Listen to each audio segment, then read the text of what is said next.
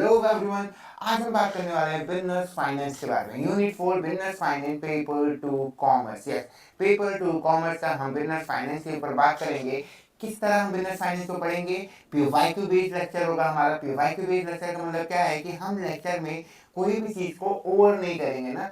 हम लेक्चर को एकदम पीवाईक्यू बेस्ड बनाए हुए हैं कि आपके सारे पीवाईक्यू क्वेश्चन की जितने भी टॉपिक है वो सब कुछ कवर हो, और जो आपके ऑलरेडी गिवन टॉपिक है वो भी कवर हो। मतलब हम कुछ एक्स्ट्रा टॉपिक भी लेकर आए हैं, कुछ एक्स्ट्रा मसाला भी लेकर आए हैं, और पहले से जो टॉपिक है उसको भी कवर करेंगे। और रही बात, हम लोग बिजनेस फाइनेंस में सब कुछ, उसके थ्योरी, उसके न्यूमेरिकल, सब कुछ को पढ़ेंगे। चलिए अब आगे बात करते हैं, डायरेक्ट बढ़ते हैं अपने बिजनेस फाइनेंस की तरफ। बिजनेस फाइनेंस होता क्या है, कुछ पहले देख लेते हैं। कुछ स्टूडेंट हमारे बारे में कुछ अच्छे अच्छे रिव्यूज दिए हैं। Thank you sir for teaching us in so easy way. I watch all your video and they are amazing, feeling confident, nice explanation sir. तो ऐसे ऐसे प्यारे हम लोग कमेंट आए हैं। अब चलेंगे आगे बात करेंगे बिजनेस फाइनेंस के बारे में। बिजनेस फाइनेंस क्या होता है? बिजनेस सेलिंग या बाइंग करना ना, किसी भी चीज को, कोई भी गुड्स या सर्विसेज को सेल या बाई करना ही मेरा क्या है, बिजनेस है। तो फाइनेंस क्या है सर? फाइनेंस हमें पता है फाइनेंस क्या होता है। फाइनेंस का मतलब होता है, आप कभी कभी, आपको याद होगा, आप कभी ना कभी कहीं पे लोन लिए होंगे ना, कहीं ना कहीं, या तो नहीं भी लिए तो आप जानते हैं, तब भी हम लोन लेते हैं तो हम क्या करते हैं, हम तब लोन लेते हैं तो हम क्या करते हैं, फाइनेंस पे चीजें करवाते हैं। फाइनेंस का मतलब यहाँ पे क्या है? फाइनेंस का मतलब यहाँ पे ये है कि हम एक लम सम अमाउंट देते हैं उन्हें, एक लम सम अमाउंट देते हैं और बोलते हैं ये सामान मुझे दे दीजिए, फिर मैं पर मंथ के हिसाब से आपको मनी दूंगा, या क्वार्टरली भी मनी कुछ लोग देते हैं। ठीक है, तो ये होता है क्या, मेरा फाइनेंस। तो बाइंग एंड सेलिंग करना फाइनेंस में। लेकिन अब क्या है, बिजनेस फाइनेंस से ये थोड़ा सा अलग कॉन्सेप्ट हो जाता है, क्योंकि हम लोग फाइनेंस क्या पढ़ते हैं, फाइनेंस में खाली हम लोग लोन नहीं लेते हैं। आपको पता है कि घर का फाइनेंशियल मैनेजमेंट करना भी तो फाइनेंस में ही आएगा। अगर आप घर के बजट को बना रहे हो, घर के चीजों को संभाल रहे हो, तो वो भी तो फाइनेंशियल मैनेजमेंट में आएगा। मतलब जो भी चीजें मॉनेटरी टर्म में हम करते हैं वो जनरली हरदम नहीं, जनरली हमारे बिजनेस फाइनेंस में आती है ना, वो जनरली हमारे केस में आती है, बिजनेस फाइनेंस में आती है। चलिए अब हम बात करेंगे बिजनेस फाइनेंस के ऊपर। Scope and sources of finance, leading finance, sorry lead financing. ठीक है, scope and sources of finance and lead financing. तो क्या है, सबसे पहले हम बात करेंगे फाइनेंस क्या है। फाइनेंस क्या होता है? फाइनेंस अभी हमने बताया कि एक लमसम पेमेंट दे देना ना, या तो फाइनेंस हम क्या बोल सकते हैं, किसी भी चीज को मैनेज करना, किसी भी मॉनेटरी टर्म को मैनेज करना, कहाँ दे रहे हो, कितना दे रहे हो, कैसे दे रहे हो, इस चीज का जवाब ढूंढना ही क्या है, फाइनेंस है ना। कोई भी मॉनेटरी ट्रांजेक्शन हुआ, आप उसको बोले कि कहाँ लिए थे, किसको लिए थे, किस समय लिए थे, तो यही क्या है, मेरा फाइनेंस है। फाइनेंस क्या है, मेरा मैनेजमेंट ही तो है, मॉनेटरी टर्म को मैनेज करना। ठीक है, कैसे आप पैसा लेकर आओगे, कहाँ आप पैसा इन्वेस्ट करोगे, और किस तरह आप उस पैसे को यूज करोगे अपने बिजनेस के लाइफ टाइम के दौरान या अपने लाइफ टाइम के दौरान। ठीक है, हम दोनों को लेके चलते हैं ताकि हमें अच्छे से समझ में आए, पर्सनल लाइफ से भी हम रिलेट करेंगे ताकि हमें और अच्छे से समझ में आए कि फाइनेंस क्या है। ठीक है, अब हम लोग आगे बढ़ेंगे। फाइनेंस को बुकिंग लैंग्वेज से लिखेंगे कि फाइनेंस क्या होता है। फाइनेंस इज अबाउट, क्या है, finance is about deciding, pen copy लेके बैठना है बच्चा, और पेन कॉपी के साथ साथ आपको जो भी मैं पढ़ा रहा हूँ वो लिखते हुए करना है, क्योंकि आप अगर लिखते हुए चलेंगे तो आपको याद भी होता रहेगा कि आप क्या पढ़ रहे हो एक्चुअली, है ना। वैसे तो आपको नोट्स मिल जाएगा पीडीएफ मिल जाएगा डिस्क्रिप्शन सेक्शन में, लेकिन आप कोशिश कीजिए कि आप लिखो इसको, क्योंकि लिखने से हमारे हाथ काम करते हैं, और जब हमारे हाथ काम करते हैं तो माइंड भी चलता है। चलिए बात करेंगे, finance is about deciding how to get money. Finance is about deciding how to get money, और फिर क्या है, how to get money, where it, sorry where to invest it, where to invest it, और क्या है, and how to manage it effectively. Effectively वही बात किया कि मैनेज करना, कहाँ पे पैसा आप दे रहे हो और कहाँ से पैसा आप ला रहे हो, इसी को बोलते हैं फाइनेंस। सिंपल था, समझ आ गया। आगे चलेंगे, क्या है फाइनेंस में, एक और पॉइंट हम ऐड ऑन करेंगे। क्या है, क्या, कौन सा पॉइंट ऐड ऑन करेंगे, देखेंगे मेरे साथ आप, क्या पॉइंट है, द मोस्ट परवेसिव, सॉरी नीचे की तरफ पहले से ही लिख गया है कि most pervasive and sustaining objective क्या है फाइनेंस का। बताइए मुझे जरा कि मोस्ट परवेसिव और सस्टेनिंग ऑब्जेक्टिव क्या होगा फाइनेंस का। मतलब एक फाइनेंस कब हम मानेंगे कि वो बहुत परवेसिव का मतलब होता है हर जगह एप्लीकेबल, और सस्टेनिंग का मतलब होता है कि लंबे समय से चल सके। ठीक है, तो मोस्ट सस्टेनिंग और मोस्ट परवेसिव ऑब्जेक्टिव क्या है, ये ऑब्जेक्टिव है कि फाइनेंस चाहता है कि हरदम बिजनेस क्या हो पाए, प्रॉफिट में रहे, ना बिजनेस क्या कर पाए, अपने प्रॉफिट को मैक्सिमाइज कर पाए, बिजनेस क्या कर पाए, अपने बिजनेस प्रॉफिट में ही रहती है। अगर वो प्रॉफिट कमा रहा है तो बिजनेस क्या होगा, लॉन्ग टाइम तक चल पाएगा, नहीं तो फिर बिजनेस ध्वस्त हो जाएगा। वैसे ही जैसे अगर घर में अगर हम बजट को अच्छी तरीके से नहीं बनाते हैं तो क्या दिक्कत होता है, अगर हम बजट को अच्छी तरीके से नहीं बनाते हैं तो क्या दिक्कत आ सकता है कि फाइनेंशियल लैक आ सकता है, फिर हम उधार मांगते हैं और उधार मांगने के कारण हम डेप्ट में जा सकते हैं। इसीलिए इसी तरह बिजनेस भी काम करता है, बिजनेस भी क्या करता है, अपने फाइनेंस को बहुत ही अच्छी तरीके से संभालता है ताकि वो डेप्ट में ना जाए। इसलिए तो most progressive and sustaining objective होगा क्या, मोस्ट प्रॉफिट मैक्सिमाइजेशन। क्या होगा, प्रॉफिट मैक्सिमाइज होगा। ठीक है, आगे बात करें हम लोग थोड़ा सा बात करते हैं हम लोग कोर फंक्शन ऑफ, क्या है, core function of finance. Finance का कोर फंक्शन क्या है सर, तो बच्चे अब फाइनेंस का कोर फंक्शन क्या हो सकता है, हम बात कर लेते हैं। फाइनेंस का कोर फंक्शन क्या हो सकता है, फाइनेंस का कोर फंक्शन हो सकता है क्या, अभी हमने बोला कि फाइनेंस क्या होता है कि हम रेज कर सकते हैं, हम कैसे पैसा उठा रहे हैं मार्केट से, मतलब रेजिंग फंड, एंड देन क्या हम कैसे पैसा को इन्वेस्ट कर रहे हैं, दैट मीन कि इन्वेस्टमेंट ऑफ फंड। ठीक है, और कैसे हम फंड को आने के बाद मैनेज कर रहे हैं ताकि वो हमें बैड डेप्ट ना कर दे, ताकि वो हमें आगे चल के नुकसान ना पहुंचाए, दैट मीन्स कि मैनेजमेंट ऑफ फंड। ठीक है, तो रेजिंग फंड, इन्वेस्टमेंट फंड और मैनेजमेंट ऑफ फंड किसका है, कोर फंक्शन है मेरा फाइनेंस का। आगे बात करेंगे सोर्सेज ऑफ फाइनेंस। फाइनेंस के कितने सोर्सेज होते हैं, कब बात करेंगे, बेस्ड ऑन पीरियड के बारे में। तो बेस्ड ऑन पीरियड में सबसे पहले क्या आएगा मेरा, सबसे पहले मेरा आएगा क्या, शॉर्ट टर्म पीरियड। क्या आएगा, short term period. Short term period वैसे लोन होते हैं जो लोन या जो फाइनेंस, ठीक है, आपको एक साल के अंदर पे करने पड़ते हैं ना, 1 ईयर के अंदर पे करने होते हैं, 1 ईयर के पहले ही पे करने होते हैं। जैसे आपका होता है क्या, क्रेडिट, और क्या होता है, बैंक ओवरड्राफ्ट हो गया। ट्रेड क्रेडिट आप जानते होंगे जो बिजनेस करते हैं कि ये ऐसा है कि आप मान लीजिए कि आप अपने दोस्त को 100 रुपये देते हैं और 100 रुपये देने के बाद ये सोच लेते हैं कि वो एक हफ्ते से पहले से तो मेरा पैसा नहीं देगा, 7 डेज से पहले हमारा पैसा नहीं देगा। वैसे ही जो कंपनी होती हैं, ऑफिशियल बड़ी बड़ी कंपनी भी जो होती हैं, वो भी ये मान के चलती हैं कि जब कोई प्रोडक्शन करती हूँ और वो प्रोडक्शन का जो प्रोडक्ट है मैं किसी बिजनेस को देती हूँ, तो वो बिजनेस कम से कम 30 दिन 60 दिन लगाता है उसको रीपे करने में। तो यही होता है क्या मेरा शॉर्ट टर्म पीरियड, क्योंकि एक साल के अंदर आपको पे करना होता है। ऐसे बैंक ओवरड्राफ्ट होता है, बैंक भी कुछ लोन प्रोवाइड करता है और उसको भी आपको 1 ईयर के अंदर ही पे करना होता है। आगे हम बात करेंगे medium term period. Medium term period क्या होता है, इसको हमें 1 to 5 ईयर के बीच में पे करना होता है।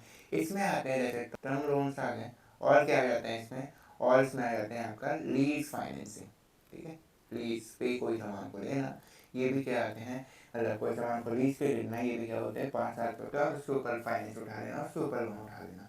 आगे क्या आता है मेरा, लॉन्ग टर्म फाइनेंस आता है। क्या आता है, लॉन्ग टर्म फाइनेंस आता है। और लॉन्ग टर्म फाइनेंस क्या होता है, ग्रेटर देन 5 ईयर होता है। हम 5 साल से ज़्यादा के लिए तब लोन उठाते हैं। जैसे क्या हो गए, मेरे इक्विटी शेयर्स हो गए, जो मेरे शेयर्स लेंगे वो क्या होंगे, मेरे लॉन्ग टर्म फाइनेंस दिए हैं, वो मुझे एक शेयर्स, हमारे कंपनी का एक शेयर होल्ड कर चुके हैं। आपको अगर शेयर होल्ड कर रहे हैं तो वो ये करेंगे नहीं कि ये शेयर होल्ड करने के बाद शेयर को बेच नहीं है तुरंत। ये जो होंगे वो तो ऑप्शन एंड ट्रेड में कर रहे होंगे, कि इक्विटी शेयर वाले होंगे नहीं। तो ये मान के चलते हैं हम लोग कि 5 साल के ऊपर रहेंगे। होते हैं कुछ लोग पहले भी बेच देते हैं, लेकिन 5 साल के ऊपर हम मान के चलते हैं जो हमारे इक्विटी शेयर होल्डर है वो है। आगे वेंचर कैपिटल, और क्या होगा मेरा, प्राइवेट इक्विटी। ठीक है, वेंचर कैपिटल, प्राइवेट इक्विटी, ये सब चीज़ के बारे में डेफिनेशन हम लोगों ने अपने प्रीवियस लेक्चर में डिस्कस किया है। आप अच्छे से जाइए, हमारा यूनिट 1 देखिए, यूनिट 2 देखिए, एंड देन यूनिट 3 देखिए, और फिर हमारे यूनिट 4 पे आइए। आपको हर एक लेक्चर में समझ में आएगा कि पढ़ने का सही ढंग क्या है, कैसे आप बेटर तरीके से पढ़ो ताकि आपका एनटीआरएफ क्रैक हो।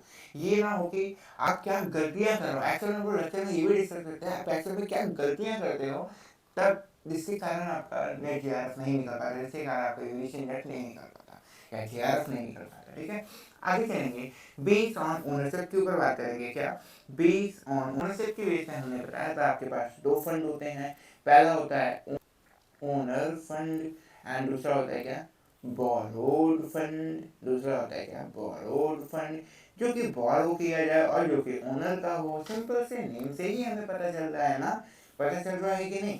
ठीक है, अच्छा एक चीज याद रखिएगा, जो कि मैं ये पॉइंट को हाईलाइट करता हूँ ना हाईलाइटर से, ठीक है, येलो कलर से जो हम हाईलाइट करते हैं, वो चीज़ें आपके एग्जाम में पूछी जा चुकी हैं, इसलिए हम उसको हाईलाइट करते हुए चलते हैं। मे बी सम टाइम मैं भूल जाऊँ आपको बताना, तो आपको इसको याद रखना है कि जो भी येलो मार्कर से मार्क किया गया है वो एक्चुअल में आपके एग्जाम में पूछा गया है, इसलिए हमने मार्क किया है। ठीक है, देखिए इसमें भी वेंचर कैपिटल प्राइवेट इक्विटी पूछा गया था। तो आप अगर देखोगे तो हम लोग अपने हर स्लाइड में ऐसा कुछ इंक्लूड करने की कोशिश करते हैं जो कि आपके एग्जाम को भी रिलेवेंट बनाए, इसलिए हमारा लेक्चर पीवाई पे बेस है। इसलिए हम लोग का हर एक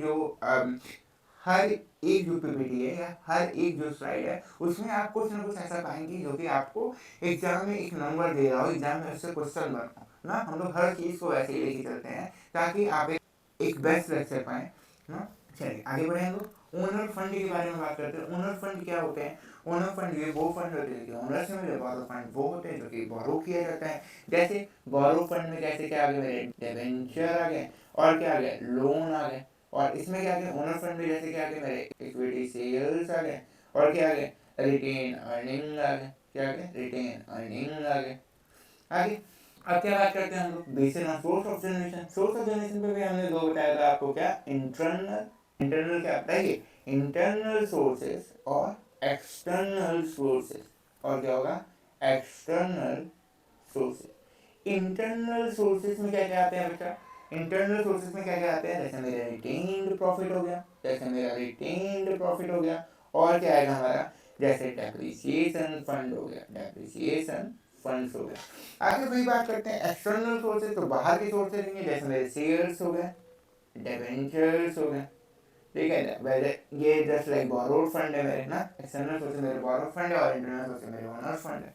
ठीक है, चलिए आगे हम बात करेंगे लीज फाइनेंसिंग क्या होती है। लीज फाइनेंस, लीज पे फाइनेंस करवाएगा, कैसे, क्या है इसका मतलब, जैसे आपने बहुत लोग को सुना होगा कि वो क्या किया, अपने प्रॉपर्टी को लीज पे देनी है, या गवर्नमेंट भी क्या करती है, अपनी प्रॉपर्टी को लीज पे दे देती है। नगर पालिका वगैरह में आपने ज़्यादातर सुना होगा कि जो नगर पालिका होती है वो अपनी प्रॉपर्टी को लीज पे दे देती है। 99 ईयर, 100 ईयर का लीज एग्रीमेंट चलता है ना, तो इसी को बोलते हैं क्या, लीज। और लीज फाइनेंसिंग क्या होती है कि बिजनेस भी इसका यूज करता है अपने एक बेनिफिट के लिए। तो चलिए हम बात करते हैं इसका किससे, बुकिश लैंग्वेज के थ्रू, कि लीज फाइनेंसिंग एक्चुअल में क्या है।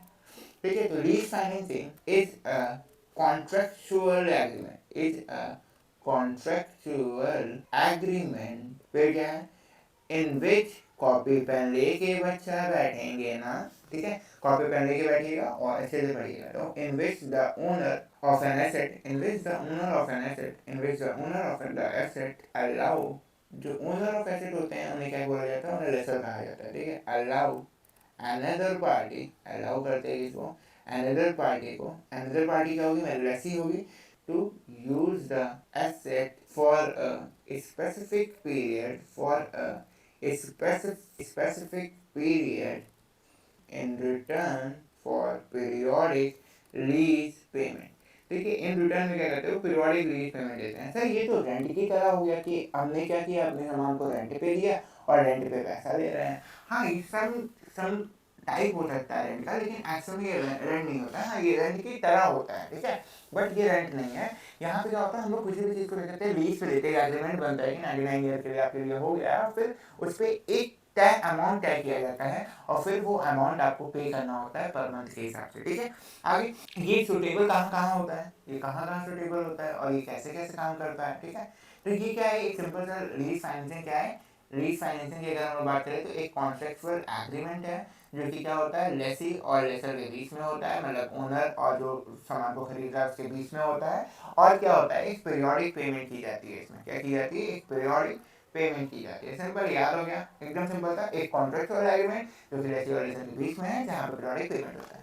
सुटेबल किसके लिए ये बेटर होता है, जिनके पास लिक्विडिटी का क्राइसिस है, जो कंपनी के पास लिक्विडिटी क्राइसिस होता है। मीन्स कि अगर कंपनी क्या कर रहा है, अगर कंपनी बहुत ही ज़्यादा कर्ज में चल रहा है या कंपनी के पास क्या कैश नहीं है ना, कैश फ्लो अच्छी नहीं है, तो वो क्या यूज़ करता है, तो वो क्या यूज़ करता है, लीज फाइनेंस का यूज़ करता है। तो लिक्विडिटी क्राइसिस ये पूछा गया है कि किसके लिए सुटेबल होता है, तो लिक्विडिटी क्राइसिस जिसके पास होता है उसके लिए सुटेबल होता है। आगे हम बात करेंगे क्या, फीचर्स ऑफ लीज फाइनेंसिंग, क्या क्या फीचर्स होते हैं, क्या क्या लीज फाइनेंसिंग के अंदर आते हैं। तो अगर हम बात करें तो लीज फाइनेंसिंग के फीचर्स क्या होंगे, अगर हम बात करें एक सेकेंड, अगर हम बात करें तो लीज फाइनेंसिंग के, सॉरी ऐसा नहीं ऐसे लिखते हैं ना, अगर हम लोग बात करें तो लीज फाइनेंसिंग के फीचर्स क्या क्या होंगे। लीज फाइनेंसिंग के फीचर क्या होंगे, इसमें क्या होता है, दो पार्टी इन्वॉल्व होती हैं, involve two party, one is lessee and another is lessor, ठीक है, इन्वॉल्व टू पार्टी। आगे asset ownership remains with lessor, मतलब जो ओनर होगा वो ओनर रहेगा ही रहेगा।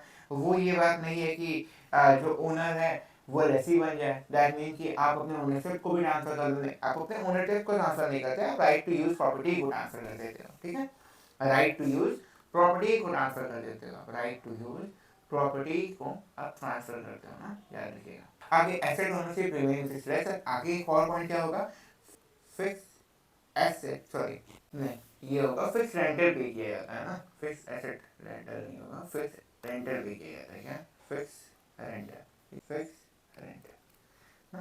तो ये चीज क्या है, मेरे फीचर्स है कुछ किसके, लीज फाइनेंसिंग के। टाइप्स ऑफ लीज कौन क्या क्या कौन कौन सी तरह के लीज होते हैं, कितने तरह के लीज होते हैं। तो लीज के अगर हम टाइप्स की बात करें तो डिफरेंट टाइप्स के लीज होते हैं, क्या क्या होते हैं, जैसे मेरे फाइनेंस लीज होते हैं, ऑपरेटिंग लीज होते हैं, सेल्स एंड लीज बैक होते हैं, और लेवरेज लीज भी होते हैं ना, कुछ लेवरेज लीज भी होते हैं। तो क्या हमें क्या करते हैं, जो कि थर्ड पार्टी के फॉर्म लेते हैं, हम बात करते हैं हम लोग सबके बारे में। सबसे पहले हम लोग बात करेंगे किसके बारे में, एक बार सब लीज लेते हैं ताकि हमें याद रहे कि कौन कौन से लीज होते हैं, कौन कौन से लीज टाइप के लीज होते हैं। तो हम बात कर लेते हैं सबके बारे में, सबको लिख लेते हैं। तो अगर हम सबको लिखेंगे तो क्या है, मेरे सबसे पहले क्या आएगा, फाइनेंस लीज आएगा, फाइनेंसिंग लीज होगा। फाइनेंसिंग लीज होने के बाद क्या आएगा मेरा, फाइनेंसिंग लीज के बाद क्या आएगा मेरा, ऑपरेटिंग लीज होगा, ऑपरेटिंग, सॉरी ऑपरेटिंग लीज होगा मेरा, ऑपरेटिंग लीज होगा मेरा।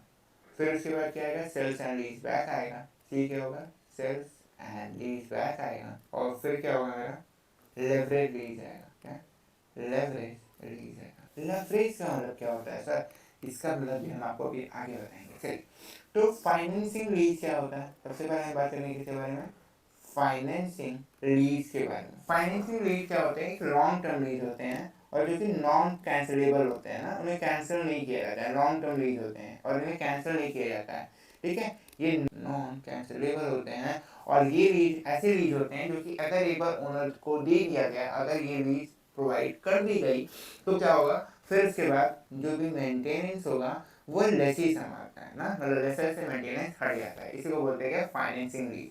आगे क्या होगा, जो भी मेंटेनेंस होगा वो लेसर नहीं संभालेगा ना। फिर हम बात करेंगे किसके बारे में, फिर आता है हमारा ऑपरेटिंग लीज। ये फाइनेंशियल लीज का जस्ट अपोजिट लीज है। इसमें क्या होगा, ये शॉर्ट टर्म लीज होता है, अपोजिट है ना, तो ये शॉर्ट टर्म लीज है। और इसमें क्या होगा, ये कैंसिलेबल होता है, आप इसको कैंसिल कर सकते हो। और क्या हो सकता है, इसमें जो मेंटेनेंस होगा वो कौन संभालेगा, ओनर ही संभालता है। जो मेंटेनेंस होता है वो क्या कौन संभालता है, ओनर ही संभालता है, लेसर ही संभालता है। आगे हम बात करेंगे अपने सी के बारे में। सी क्या है मेरा, सेल्स एंड लीज बैक। ये क्या होता है मेरा, sales and lease back. Sir पहले हम क्या करते हैं, अपने प्रॉपर्टी को सेल करते हैं और फिर उसके बाद उसको लीज पे ले लेते हैं। क्यों ऐसा करते हैं, मान लीजिए एक कंपनी, एज एग्जांपल, ठीक है, एक कंपनी, ठीक है, एक कंपनी, कंपनी ने क्या किया, कंपनी बी को, जो कि क्या करता था, जो कि कंपनी बी जो कि क्या काम करता था, ये लीजिंग का काम करता था, ठीक है। और कंपनी ए क्या होता है कि, ठीक है, कंपनी करता है, कंपनी बी को अपना लैंड क्या करता है, सेल कर देता है, लैंड सेल कर देता है इसको, कंपनी बी को, ठीक है। अब कंपनी बी को अपना लैंड सेल किया, और लैंड सेल क्यों सेल करेगा, सेल इसलिए करता है क्योंकि इसके पास क्या होगा, फाइनेंशियल क्राइसिस आ गई है इसके पास, ठीक है, इसके पास फाइनेंस नहीं बचे, इसके पास पैसा ही नहीं बचे, इसको कैश चाहिए, तो इसने क्या किया, सेल कर दिया। अब सेल करने के बाद ये क्या करता है कि लैंड ले लेता है, सॉरी, सेल करने के बाद क्या करता है कि वही लैंड जो कंपनी बी के पास था वो फिर से कंपनी ए लेता है, किस पे, लीज पे ले लेता है, और उसको क्या करता है, रेंट पे करता रहता है हर मंथ, ठीक है। अच्छा सर ये भी तो कर सकता था कि जो उसके पास कैश नहीं था वो जाके किसको ले, बैंक से ले, लेकिन बैंक से लेता है तो उसके ऊपर इंटरेस्ट लगता है, तो इसीलिए ये इंटरेस्ट से बचने के लिए वो क्या करता है, लीज पे ले लेता है और अपने कैश को भी वो पा लेता है। तो ये सिंपल चीज होता है क्या, लीज में, ठीक है। और उसका क्या होता है, प्लेस भी चेंज नहीं होता है इसके कारण, ठीक। तो यही क्या होता है मेरा, sales and lease back agreement होता है। आगे सेल्स एंड लीज बैक में कुछ इंपॉर्टेंट पॉइंट है जो कि हम अच्छे से लिख लेंगे ताकि वो हम अच्छे से याद कर लें, क्योंकि सेल्स एंड लीज बैक आपके एग्जाम में बहुत बार पूछे गए हैं और इसलिए ये बहुत ही ज़्यादा इम्पोर्टेंट भी हो जाता है सेल्स एंड लीज बैक। ठीक है, तो सेल्स एंड लीज बैक की अगर हम लोग बात करें तो कुछ पॉइंट के ऊपर अगर हम लोग बात करते हैं तो usually manufacturing companies use it, ज़्यादातर इसको मैन्युफैक्चरिंग कंपनी यूज करती है। और क्या है सेल्स एंड लीज बैक में क्या होता है, the company sell the asset to a leasing company, the company sell the asset to a leasing company, और फिर इसके बाद क्या होगा, and then lease it back to enjoy the unuse of asset in their business, to enjoy the uninterrupted use of asset in their business। अपने business में uninterrupted use of asset करने के लिए वो क्या करते हैं कि उसको फिर से ले लेते हैं। ठीक है, तो इसी को बोलते हैं क्या, सेल्स एंड लीज बैक। और ये दोनों पॉइंट आपके एग्जाम में आया कि ये किस में सबसे ज़्यादा यूज की जाती है, तो ये यूज की जाती है मैन्युफैक्चरिंग कंपनी में। और ये क्या होता है एक्चुअल में, इसका डेफिनेशन क्या है, ये डेफिनेशन भी आपके एग्जाम में पूछा गया है, यही सेम लाइन आपके एग्जाम में भी आया था। चलिए अब आगे हम लोग बात करते हैं। आगे हम बात करेंगे, सॉरी एक पॉइंट आपका रह जाता है क्या, डी लेवरेज लीज। क्या होता है कि जब हम लीज लेते हैं लेकिन थर्ड पार्टी उसमें इन्वॉल्व होती है। ठीक है, जैसे आपने क्या किया कि आपके पास 100 रुपये थे, 500 का सामान था, आपने क्या किया, अपने पास से ओनर ने क्या किया कि आपके पास 100 रुपये थे और 500 का सामान था, तो ओनर ने 100 रुपये लगा दिया, और उसके बाद जो वहाँ पे जो शेयर होल्डर्स हैं आपने किसी को बेच दिए या बैंक को ही दे दिया, तो उसने 400 लगा दिया। अब ये क्या किया, अब ये पैसा लगा के आपने क्या किया, कोई भी सामान को लीज पे ले लिया। ठीक है, तो इसी को बोलते हैं लेवरेज लीज। लेकिन लेवरेज लीज ही क्यों बोलते हैं, क्योंकि लेवरेज का मतलब होता है एक स्मार्ट तरीके से, तब आप एक स्मार्ट तरीके से कोई भी चीज़ करते हो। जैसे आप स्मार्ट तरीके से कोई सी लोन लेते हो, जैसे अगर मान लो कि आप अपना पैसा कम लगा, लेवरेज से सिंपल सा मतलब ये होता है, तब आप अपना पैसा कम लगाते हो और सामने वाले का पैसा ज़्यादा लगा देते हो, ये तो तब आप कम पैसे में अच्छा काम कर देते हो, उसी को लेवरेज कहते हैं। ठीक है, इन फाइनेंशियल टर्म। ठीक है, तो आप कम पैसे में एक अच्छा काम, एक बेहतर काम और एक थोड़ा सा ज़्यादा वाला काम कर लेते हो, तो उसी को बोलते हैं लेवरेज। जैसे अगर आपको क्या करना है, जैसे अगर आपको एक लोन लेना था 500 करोड़ का, ठीक है, 500 करोड़ का आपको एक, सॉरी जमीन लेना था, बिल्डिंग लेना था आपको 500 करोड़ का। ठीक है, तो आपने क्या किया, आपके पास 100 करोड़ था, आपने लगाया और 400 करोड़ क्या किया, बैंक से लोन ले लिया। आपके पास क्या वो 500 का जमीन आ गया, 500 करोड़ का, आपने क्या किया, इंटरेस्ट भी पे किया उससे। इंटरेस्ट पे करने के बाद जो भी जमीन की एप्रिसिएशन प्राइस है वो भी आपको मिल रही है, और जो भी आप जमीन का यूज़ कर रहे हो वो भी पैसा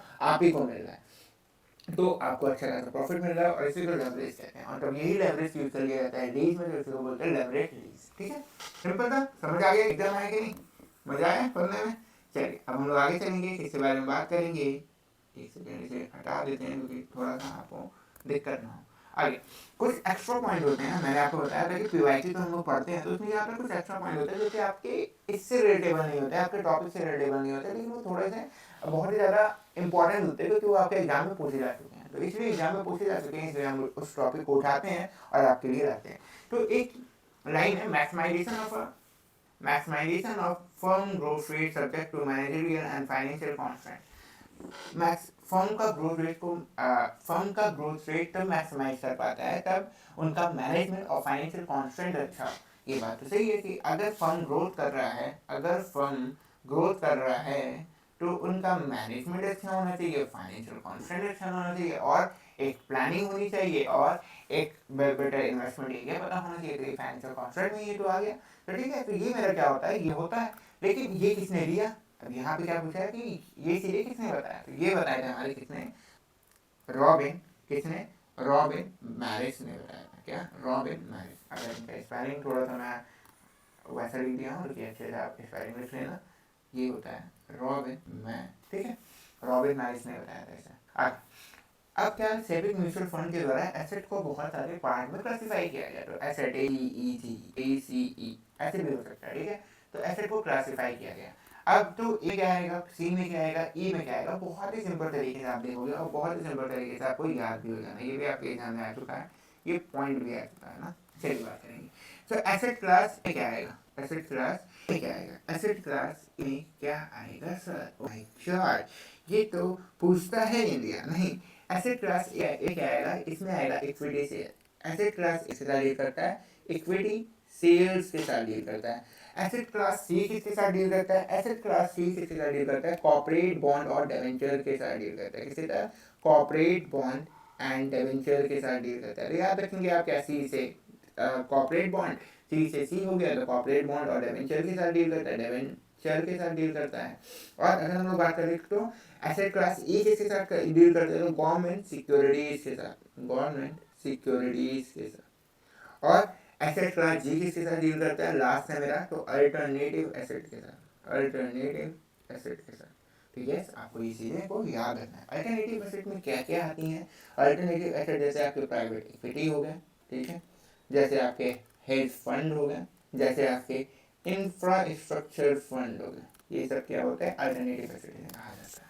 आज हम बात करेंगे 4.2 टॉपिक के ऊपर। 4.1 टॉपिक एकदम बेहतरीन तरीके से एक एक पॉइंट को समझते हुए हमने कंप्लीट कर चुका है। अब हम चलेंगे 4.2 के ऊपर, cost of capital and time value of money क्या होता है। क्या कॉस्ट ऑफ कैपिटल क्या होता है और टाइम वैल्यू ऑफ मनी क्या होता है। सिंपल है, कॉस्ट ऑफ कैपिटल क्या होता है सर, अभी तो बताएंगे नहीं तो कैसे सिंपल है। तो आइए बात करते हैं और जानते हैं कि कॉस्ट ऑफ कैपिटल क्या होता है। तो कॉस्ट ऑफ कैपिटल क्या होता है कि आप कंपनी में क्या हुआ, आपने एक कॉस्ट लगाया, मान लीजिए वो कॉस्ट शेयर होल्डर ने लगाया था, बैंक ने लगाया था। अब उसके ऊपर आप क्या करते हो, एक रिटर्न देते हो, रिटर्न ऑन इन्वेस्टमेंट, ROI देते हो। और वही ROI क्या होता है, कॉस्ट ऑफ कैपिटल। मतलब आप जो कॉस्ट के ऊपर रिटर्न कमाते हो, जो इन्वेस्टमेंट के ऊपर रिटर्न कमाते हो, ठीक है, और वो इन्वेस्टमेंट को दिखाते हो और देते हो किसको, शेयर होल्डर्स को देते हो, उसी को बोलते हैं क्या, कॉस्ट ऑफ कैपिटल। जितना ROI ज़्यादा उतना ज़्यादा कंपनी की वैल्यू भी ज़्यादा। सिंपल है, समझ में आ रहा है कि नहीं आ रहा है सर। चलिए इसको भी हम लोग बुक ट्रायंगल के थ्रू समझते हैं कि इसको लिखेंगे कैसे। इसको लिखेंगे आप क्या, cost of capital is the mini क्या है, मिनिमम रेट ऑफ रिटर्न, क्या है, एक मिनिमम रेट ऑफ रिटर्न है दैट फर्म, जो क्या कहता है, एक फर्म मस्ट अर्न, जो कि एक फर्म को अर्न करना चाहिए, कब अर्न करना चाहिए, अपने इन्वेस्टमेंट पे, ऑन इट्स इन्वेस्टमेंट, जो कि फर्म को अर्न करना चाहिए अपने इन्वेस्टमेंट पे, टू मेंटेन, ताकि वो मेंटेन कर सके, to maintain the market value of its share, अपने शेयर के मार्केट वैल्यू को मेंटेन करने के लिए, एंड सेटिस्फाई एन, ठीक है। कॉस्ट ऑफ कैपिटल एक मिनिमम रेट ऑफ रिटर्न है जो कि फर्म अर्न करता है अपने इन्वेस्टमेंट पे, ऑन अपने इन्वेस्टमेंट पे अर्न करता है और मेंटेन कर पाता है इसके थ्रू क्या, अपने मार्केट वैल्यू पे, अपने सॉरी अपने मार्केट वैल्यू को मेंटेन कर पाता है, अपने शेयर्स को मेंटेन कर पाता है और सेटिस्फाई कर पाता है इसको, इन्वेस्टर को सेटिस्फाई कर पाता है। तो कॉस्ट ऑफ कैपिटल क्या है, मैंने आपको सिंपल बताया कि क्या है, ये एक रेट ऑफ रिटर्न है, ठीक है, एक रिटर्न है, ठीक है, किसके लिए कमाया जाता है, सेटिस्फाई करने के लिए, इन्वेस्टर के लिए कमाया जाता है। सिंपल, बस यही है हमारा क्या, कॉस्ट ऑफ कैपिटल। अब इसके फीचर्स, अगर हम बात करें इसके फीचर्स के बारे में, इसके फीचर्स क्या होंगे, इसके फीचर्स क्या होंगे, रिस्क एंड रिटर्न रिलेशनशिप को रिफ्लेक्ट करता है, मतलब बताता है कि कितने रिस्क पे कितना रिटर्न आप कमा सकते हो, ठीक है, ज़्यादा रिस्क ज़्यादा रिटर्न, कम रिस्क कम रिटर्न। आगे बी, बेंच मार्क सेट कर देता है इन्वेस्टर के लिए, क्या, बेंच मार्क सेट कर देता है इन्वेस्टर के लिए। सी, और क्या करता है कि क्या होता है, क्या कैपिटल स्ट्रक्चर पे डिपेंड होता है ना, कि आपका कैपिटल स्ट्रक्चर कैसा है, कि आप अपनी कंपनी के डेब्ट और इक्विटी को किस तरह मेंटेन कर पा रहे हो, इसके ऊपर डिपेंड करता है। Component types of cost of capital, कितने टाइप्स के कॉस्ट ऑफ कैपिटल होते हैं और क्या कंपोनेंट है कॉस्ट ऑफ कैपिटल पे, और इसके बारे में बात करेंगे। तो अगर हम लोग कंपोनेंट के बारे में बात करें, सबसे पहले आता है क्या, कॉस्ट ऑफ डेब्ट आता है, और कंपोनेंट तो कॉस्ट ऑफ डेब्ट है इसके कंपोनेंट, और cost of preference share capital में इसके कंपोनेंट है। और सर क्या कंपोनेंट है इसके, कंपोनेंट है cost of equity share capital base के कंपोनेंट है, cost of equity share capital base के कंपोनेंट है। और इसके कंपोनेंट सर क्या है, इसके कंपोनेंट है weightage average cost of capital, ठीक है। तो इसका weightage average cost of capital base का क्या है, कंपोनेंट, मतलब cost of debt, cost of preference share, cost of equity share और cost of average cost of capital. तो ये सब इसके कंपोनेंट होते हैं। मतलब क्या है सर इसका, कि कॉस्ट ऑफ डेब्ट में क्या आएगा, कि ये एक टाइप है, ठीक है, मैं समझ गया सर कि एक टाइप है, लेकिन एक्चुअल में इसका मेन क्या है, कॉस्ट ऑफ डेब्ट क्या होता है, cost of preference share capital क्या है, cost of equity share capital क्या है, मतलब कि क्या रिटर्न मिलता है कॉस्ट ऑफ डेब्ट पे, मतलब क्या रिटर्न मिलता है इसको, कॉस्ट ऑफ डेब्ट में आते हैं मेरे बैंक और लेंडर्स आते हैं, तो रिटर्न ऑन इन्वेस्टमेंट क्या मिलता है मेरे बैंक और लेंडर्स को, ठीक है, क्या रिटर्न ऑन इन्वेस्टमेंट क्या मिलता है इसको, बैंक एंड लेंडर को।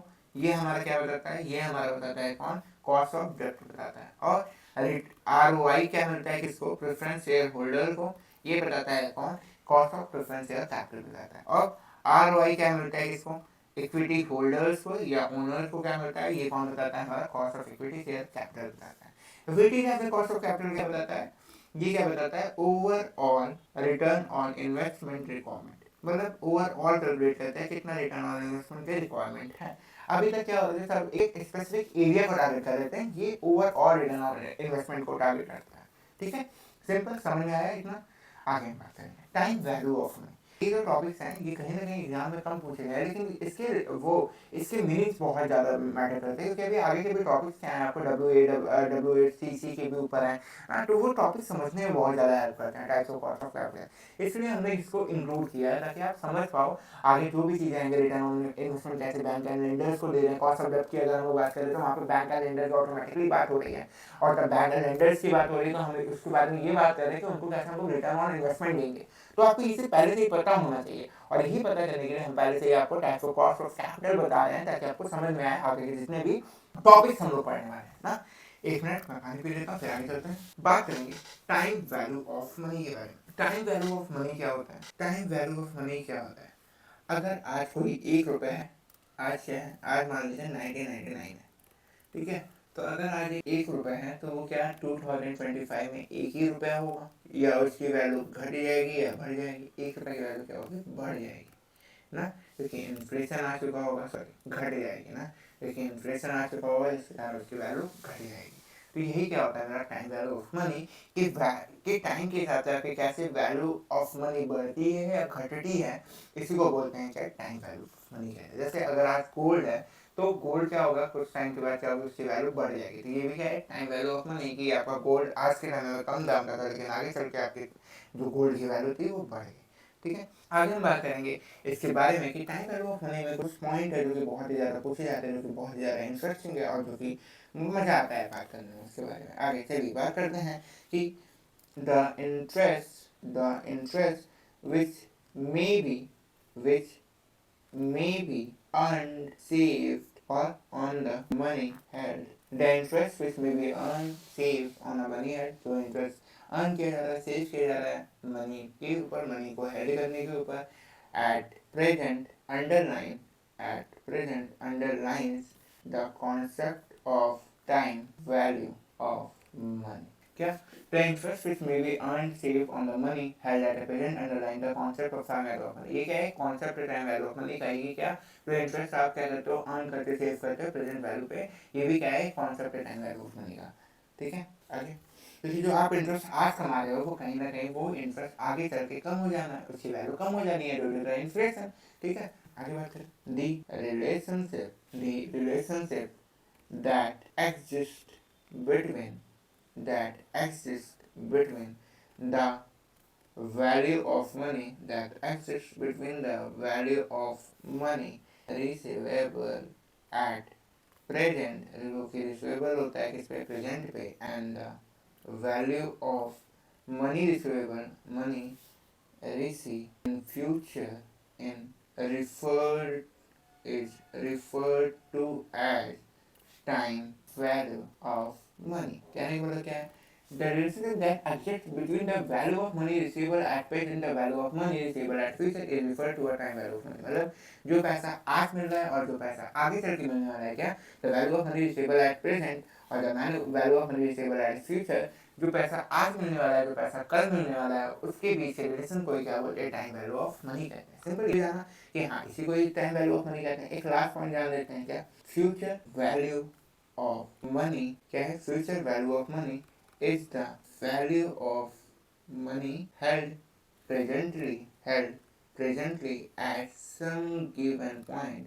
presently at some given future time at a given rate of interest. This is given rate of interest. Future value of money is the value of money held presently at same given future time at a given rate of interest। इसी given rate of interest क्या होता है, future value of money हमें मिलता है। ठीक है, आगे बात करेंगे, future value of money is the value of money held presently at some given future time at a given interest of rate। Future value of money को हम कैलकुलेट कर सकते हैं, आज ही के वैल्यू ऑफ मनी को अगर हम सम करते हैं क्या, फ्यूचर के टाइम के इंटरेस्ट के हिसाब से, तो हम क्या कर सकते हैं, फ्यूचर वैल्यू ऑफ मनी को भी जान सकते हैं। आगे reason of time value of money, क्या रीजन होते हैं कि टाइम वैल्यू ऑफ मनी होते हैं, मतलब मनी की वैल्यू कभी घटती है कभी बढ़ती है आगे चल के। तो वैल्यू क्यों बढ़ती है? Due to inflation, due to uncertainty, due to risk, due to risk. तो ये सब रीजन है जिसके कारण टाइम वैल्यू ऑफ मनी घटती बढ़ती रहती है। तो ये तीनों पॉइंट आपके एग्जाम में पूछे जा चुके हैं, तो अच्छे से ये तीनों पॉइंट को पढ़िएगा, समझिएगा भी, समझ तो चुके ही हैं, तो अच्छे से पॉइंट को एक बार रिपीट कर लीजिएगा ताकि आपको एकदम अच्छे से याद हो जाए। आगे चलेंगे हम लोग concept of time value of money. तो इसमें क्या क्या आता है हमारा? ए फ्यूचर वैल्यू, क्या आता है? ए क्या? Future value. B present value, क्या? Present value. C annuity. And last D1 क्या आएगा मेरा? डी में क्या आ जाएगा मेरा? Present value, future value, annuity और पर्पल। तो ये मेरे चार के concept of time value of money है। तो हम इन चारों के ऊपर बात करेंगे कि टाइम वैल्यू ऑफ मनी में future value, present value, annuity और परपेचुइटी किस तरह एक रोल प्ले करते हैं। सबसे पहले हम बात करेंगे किसके बारे में? फ्यूचर वैल्यू के बारे में। क्या? फ्यूचर वैल्यू के बारे में। फ्यूचर वैल्यू क्या होता है कि आपका वैल्यू ऑफ मनी फ्यूचर में, क्या? Value of money future date में, जैसे आज 1 रुपये है तो कल इसका दाम घट के 0.5 पैसा हो सकता है ड्यू टू इन्फ्लेशन। तो इसी को बोलते हैं क्या? Future value of money due to inflation. और इसी को बोलते हैं क्या? Future value of money. इसका फॉर्मूला क्या होगा? इसका फॉर्मूला लिखेंगे मेरे संग। क्या? फ्यूचर वैल्यू इक्वल टू क्या हो जाएगा? Cash flow. क्या? Cash flow equal to, sorry, cash flow into 1 plus R into में। ठीक है, ये फ्यूचर वैल्यू ऑफ मनी है। आगे बी हम बात करेंगे किसके बारे में? बी है क्या? प्रेजेंट वैल्यू के बारे में बात करेंगे। प्रेजेंट वैल्यू के बारे में बात करेंगे। तो प्रेजेंट वैल्यू की फॉर्मूला क्या होगी? अगर हम बात करते हैं प्रेजेंट वैल्यू का फॉर्मूला क्या होगा, तो प्रेजेंट वैल्यू का फॉर्मूला होगा cash flow upon 1 plus r और इंटू में टी। प्रेजेंट वैल्यू का मतलब क्या होता है कि करंट वर्थ ऑफ मनी। ठीक है, आज के ज़माने में फ्यूचर वैल्यू के मनी का क्या वर्थ है। जैसे 1 करोड़ आपको आगे मिलने वाला था लेकिन आज ही आप ले लेते हो वो 1 करोड़ का, तो वो क्या, वो 1 करोड़ क्या वो वैल्यू प्रोवाइड कर रही है आपको, इसी को बोलते हैं क्या? Present value of money. आगे सी क्या है मेरा? एन्यूटी आता है। क्या आता है? एन्यूटी आता है। एन्यूटी क्या होता है मेरा? एन्यूटी क्या होता है? एन्यूटी का फॉर्मूला देखेंगे तो एन्यूटी क्या होता है? तब आप सीरीज ऑफ इक्वल पेमेंट करते हो ना, सीरीज ऑफ इक्वल पेमेंट करते हैं इक्वल पीरियोडिक पेमेंट पे, इक्वल पीरियोडिक इंटरवल पे। ठीक है, तो जब आप एक इक्वल पेमेंट करते हो इक्वल पीरियोडिक पीरियड पे, तो उसी को क्या बोलते हैं? एन्युटी कहते हैं। जैसे आप बैंक वगैरह का लोन वगैरह पे करते हो तो क्या होता है, उसको आप तभी पे करते हो तो एक उसका पीरियड ड्यूरेशन होता है, तो इसको भी क्या बोलते हैं? Time value of money. कि क्या कंपाउंड इंटरेस्ट लग रहा है, क्या सिंपल इंटरेस्ट लग रहा है, किस तरह आपसे वो उस अमाउंट को लिया जा रहा है ना, क्योंकि आपने आज 1 करोड़ का लोन लिया, अब उस पर 12% लगा के आपसे लोन लिया जा रहा है, तो ये भी क्या है? एक टाइम वैल्यू ऑफ मनी का ही तो हिस्सा है कि आप फ्यूचर वैल्यू कैलकुलेट करके एक मनी लिए, एक प्रेजेंट वैल्यू कैलकुलेट करके मनी जाने, और फिर एक एन्युटी, तब आप पीरियोडिक में इंटरेस्ट के हिसाब से पैसा दे रहे हो तो उसमें भी आप वैल्यू ऑफ मनी को जाने। ठीक है, वैल्यू ऑफ मनी को डालें, तो फिर ये भी क्या है मेरा? एक एन्युटी भी मेरा क्या है? टाइम वैल्यू ऑफ मनी ही है। और अगर हम इसकी बात करें तो ये क्या होता है? 2 पार्ट में डिवाइड होता है। पहला पार्ट क्या होता है? पहला पार्ट होता है future value of time value of money, future value of sorry future value of annuity and present value of annuity. Formula क्या होगा? फ्यूचर वैल्यू ऑफ एन्युटी का फॉर्मूला होगा क्या? F V A equal to क्या हो जाएगा? R bracket में FI comma N. और वही प्रेजेंट वैल्यू ऑफ एन्युटी में फॉर्मूला क्या होगा? आर ब्रैकेट में PVIFI कॉमा एन। ठीक है, तो ये क्या हो जाएगा? मेरे 2 फॉर्मूला हो जाएंगे एन्युटी के। आगे हम बात करेंगे, एन्युटी हो गया, अब परपेचुइटी के बारे में बात करेंगे। क्या है? D perpetuity. परपेचुइटी क्या होता है? तो परपेचुइटी क्या होता है? इनफाइनाइट स्ट्रीम ऑफ पेमेंट, मतलब कि पेमेंट क्या होना, लगातार पेमेंट लगातार तो चलती रहती है, तो बच्चों क्या बोलते हैं? कंटिन्यूअस फ्लो ऑफ पेमेंट को क्या बोलते हैं? परपेचुइटी कहते हैं। ठीक है, और इसका फॉर्मूला क्या होता है? इसका फॉर्मूला अगर हम लोग लिखें तो इसका फॉर्मूला होता है PV equal to upon R. ठीक है, एनुअल पेमेंट अपॉन आर। ठीक है, तो ये मेरा क्या हो गया? कुछ फॉर्मूला हो गया, और इस फॉर्मूला में बहुत सारे फॉर्मूला पूछे गए हैं। जैसे फ्यूचर वैल्यू का पूछा गया है फॉर्मूला, तो आपको अच्छे से याद रखना है। प्रेजेंट वैल्यू का भी पूछा गया है, फ्यूचर वैल्यू ऑफ एन्युटी भी और प्रेजेंट वैल्यू ऑफ एन्युटी को भी पूछा गया है। तो यस, ये सारे फॉर्मूला को आपको एकदम अच्छे तरीके से याद कर लेना है, ताकि आपको एग्जाम में अगर ये आता है तो आप अच्छे से बता ले जाओ। चलिए आगे हम बात करेंगे logical sequence regarding the how to compute net present value. Logical sequence, किस तरह आप नेट प्रेजेंट वैल्यू को कैलकुलेट कर सकते हो, इसके बारे में बात करेंगे कि एक logical sequence to calculate net present value. तो नेट प्रेजेंट वैल्यू को कैलकुलेट करने का एक लॉजिकल सीक्वेंस क्या होगा अगर हम लिखें इसे तो ओके चलिए। तो लॉजिकल सीक्वेंस क्या होगा, मैं सोचा कि किसी और तरीके से आपको बता दूँ ताकि आपके लिए सिंपल हो, लेकिन आपको ऐसे ही बताना होगा ताकि आपको समझ में आए ना, क्योंकि ये क्वेश्चन यूनिक भी है। प्रेजेंट वैल्यू फ्यूचर वैल्यू में से सब में से खाली एक में पूछा गया है, तो आप इसको अगर देखोगे तो इसमें क्या है, एक दो पॉइंट को अगर आप हटा देते हो तो फिर सेम है सबका, इनफ्लो और फ्लो ऑफ प्रोजेक्ट होता है, फिर उसके बाद कुछ चीज़ें चेंज होती हैं, मैं आपको बता दूंगा अभी। चलिए आगे चलेंगे। कैलकुलेट, कैलकुलेट ये इंपॉर्टेंट है, इसको मार्क कर लीजिए। अब चलते हैं क्वेश्चन की तरफ। Calculate all the cash flow, calculate all the cash outflow, all the cash outflow. ठीक है, पहले आप कैलकुलेट करेंगे सारे आउटफ्लो कैश को, फिर करेंगे क्या, calculate all the cash inflow, all the cash inflow, फिर आप सारे कैश इनफ्लो को कैलकुलेट करेंगे। फिर क्या होगा, फिर करेंगे क्या, calculate all the present value of cash outflow, present value of cash outflow को आप कैलकुलेट करोगे। अब क्या करोगे, अब क्या करोगे, calculate all the present value of cash inflow, cash inflow के सारे प्रेजेंट वैल्यू को कैलकुलेट करोगे। अब आप क्या करेंगे, नेट प्रेजेंट वैल्यू निकालेंगे। क्या करेंगे, नेट प्रेजेंट वैल्यू निकाल लेंगे, जिसका फॉर्मूला होगा, क्या फॉर्मूला होगा इसका, नेट प्रेजेंट वैल्यू का फॉर्मूला होता है क्या, present value of cash inflow minus present value of cash outflow. ठीक है, तो ये इसका फॉर्मूला होता है। अब यहाँ पे प्रेजेंट वैल्यू आपने लिखा ना, यहाँ पे calculate all the present value, क्योंकि यहाँ पे नेट प्रेजेंट वैल्यू था। फ्यूचर वैल्यू पे फ्यूचर वैल्यू लिख देंगे, एन्यूटी पे एन्यूटी वैल्यू लिख देंगे, और परपेचुइटी पे परपेचुइटी लिख देंगे। तो यही सेम फॉर्मूला होता है, बस क्या होता है कि यहाँ पे ये वाला जो पॉइंट है, ये वाला पॉइंट चेंज हो जाता है ना। तो बस आपको ये याद रखना है, और यही सेम मेथड आपका, यही सेम आपका जो सीक्वेंस है वो फॉलो करेगा। लेकिन हाँ, कभी कभी क्या होता है, एग्जामिनर को स्टेप को थोड़ा सा मॉडिफाई कर देता है, उसके वर्डिंग को मॉडिफाई कर देता है, इसलिए हमें क्या करना है, इस स्टेप को समझना है ना कि स्टेप को रखना है। तब आप समझ लेते हो तो आप एकदम आसान तरीके से उस स्टेप को टिक करके आ पाते हो। और आप देखोगे आपको एग्जाम में सबसे ज़्यादा अगर क्वेश्चन गलत होता है तो इस स्टेप के ही होते हैं, जिनके नेट हो जाता है लेकिन JRF नहीं हो पाता, उनका ज़्यादातर स्टेप के क्वेश्चन गलत हो गए, प्रोसेस के क्वेश्चन गलत हो गए ना, सर्टेन रीजन के क्वेश्चन गलत हो गए। तो ये सब चीज़ों के बारे में हम लोग बात करते हैं अपने PYQ सेक्शन में। तो आप PYQ सेक्शन को विजिट कर सकते हैं, और उसमें आपको हर सेक्शन में हर बार हम लोग वीडियो बनाते हैं, हर बार आपको बताते हैं कि क्या क्या गलतियों को आप नोटिस करो और क्या क्या गलतियों पे आप काबू करके अपना JRF के बाद क्रैक कर सकते हो। चलो आगे बात करेंगे। Company issue 10% in redeemable preference share. The face value per share is 100 but the issue price is 95. What is the cost of preference share? तो cost of preference share क्या होगा, 95 मेरी वैल्यू थी, 95 नहीं आपके बुक में 05 दिया, 05 को भी हम लोग 95 मानते हो कि 100 माइनस 5 ले लेते हैं हम लोग इसे। ठीक है, 05 आया था, 95 हम लोग मान के चलते हैं। चलिए, तो इशू प्राइस में क्या अगर 05 देता है तो आप एकदम उसको क्या मानोगे, 95 मानोगे। तो क्या बोला है, what is the cost of preference share क्या होता है, तो cost of preference share equal to क्या होगा, डिविडेंड कितना पे किया गया है, डिविडेंड कितना पे किया गया है, डिविडेंड पेड अपॉन क्या होगा, इशू या मार्केट प्राइस इसका प्रेफरेंस शेयर्स का। तो डिविडेंड कितना पे किया है अभी बताओ, मैं नहीं पता, लेकिन इशू शेयर हमें डायरेक्ट पता है, इशू शेयर कितना हुआ था, 95 का हुआ था।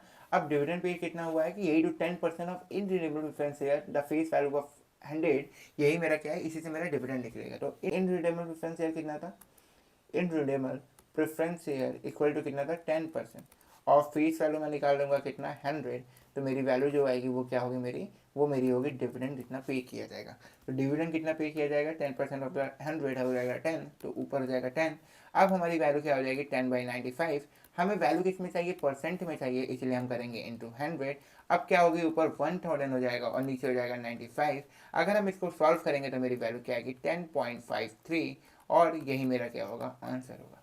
ठीक है, सिंपल, समझ आ गया। आगे चलेंगे। मुझे आंसर याद है क्योंकि हम लोग क्वेश्चन लगाते लगाते बार बार इसको पढ़ते हैं, तो इसलिए याद हो गया है। आपको वैल्यू निकालनी है और इसे ठीक है लिखनी है। आगे, a company raises 1 lakh by issuing, क्या, a company raises 1 lakh, company raise क्या क्या 1 lakh by issue 1000, a company raises 1 lakh by issue 1000, company raises 1 lakh by issue 1000, 10% of a debenture of rupees 100 is of a discount of 2% redeemable after 10 years. If the corporate tax is 40%, what would be the cost of capital? हमें क्या निकालना है, cost of capital निकालना है। तो cost of capital कैसे निकलता है, आइए देखते हैं। तो यहाँ लिखेंगे सोल्यूशन, और कॉस्ट ऑफ कैपिटल क्या होगा, कॉस्ट ऑफ कैपिटल इक्वल होता है किसके, कॉस्ट ऑफ डेप्ट के। ठीक है, तो कॉस्ट ऑफ डेप्ट क्या होगा, कॉस्ट ऑफ डेप्ट होगा आई, क्या होगा, कॉस्ट ऑफ डेप्ट होगा I1 - T क्या होगा, I1 - T plus RV - NP, ठीक है, RV - NP और फिर अपॉन N, फिर इंटू 1 - T, फिर इसका पूरा whole RV plus NP upon 2 into में यहाँ पे क्या हो जाएगा 100 हो जाएगा। अब ये वैल्यू हम लोग लिखेंगे, RV का मतलब क्या हो जाएगा आपका रिडक्शन वैल्यू और NP का मतलब क्या होगा हो जाएगा नेट इशू प्राइस हो जाएगा। तो यस, अब इस वैल्यू से हम लोग आंसर निकाल लेंगे, सिंपल सा होगा। हमारे पास वैल्यू पहले से दी गई है सबकी, तो हम सिंपल सा वैल्यू रखते जा रहे हैं। 10 1 - 0.9 प्लस 100 माइनस 90, ठीक है, अपॉन 10, फिर क्या हो जाएगा 1 - 0.9, ठीक है। अब इसके अपॉन क्या हो जाएगा इंटू 100, और नीचे क्या वैल्यू आ जाएगी, नीचे आ जाएगी 100 प्लस 90 अपॉन क्या हो जाएगा 2। अगर हम इसकी वैल्यू निकालते हैं, सॉल्व करते हैं, तो हमारी वैल्यू क्या आ जाएगी 5.8 6.18 आएगी, क्या आएगी 6.18% आएगी। ठीक, सिंपल, ऐसे ही आपको क्वेश्चन सॉल्व करना है और आपका आंसर निकल आएगा। आगे चलेंगे हम लोग नेक्स्ट क्वेश्चन की तरफ बढ़ेंगे। नेक्स्ट क्वेश्चन क्या कह रहा है हमसे, इसीलिए मैं बोल रहा हूँ लिखते हुए चलिए, लिखते हुए चलेंगे तो मेरे साथ क्वेश्चन भी सॉल्व कर लेंगे और आगे आप अपना फिर से जो आगे का क्वेश्चन है उसको देख पाएंगे आगे। Suppose that a firm has 20% डेब्ट and 80% equity on its capital structure. Suppose कीजिए एक फर्म है जिसके पास क्या है 20% डेप्ट है और 80% इक्विटी है उनके कैपिटल स्ट्रक्चर में, ठीक है। उनका एक कैपिटल स्ट्रक्चर है जिसमें क्या है 20% डेप्ट है और 80% इक्विटी है। फिर क्या बोल रहा है, द कॉस्ट ऑफ डेप्ट, क्या बोल रहा है, द कॉस्ट ऑफ डेप्ट cost of equity are assumed to be 10% और 15%। कॉस्ट ऑफ डेप्ट 10% है और कॉस्ट ऑफ इक्विटी बोल रहा है कि 15%। रिस्पेक्टिवली का मतलब होता है कि पहले जो लिखा हुआ है वो, बाद में जो लिखा हुआ है वो। What is the overall cost of capital, तो हमें क्या निकालना है overall cost of capital. Overall cost of capital हमने पढ़ा था, overall cost of capital WACC को बोला जाता है, ओवरऑल कॉस्ट ऑफ कैपिटल, जो रिटर्न ऑन इन्वेस्टमेंट भी हमें देता है। तो overall cost of capital equal to हो जाएगा, क्या हो जाएगा, क्या, सॉरी एक मिनट कहाँ गया मेरा पेन, हाँ, weighted average cost of capital, ठीक है, weightage average cost of capital हो जाएगा। और weightage average cost of capital हो जाएगा किसके equal, weightage average cost of capital equal हो जाएगा cost overall cost of capital weightage average cost of capital होता है। Weightage average cost of capital क्या होता है,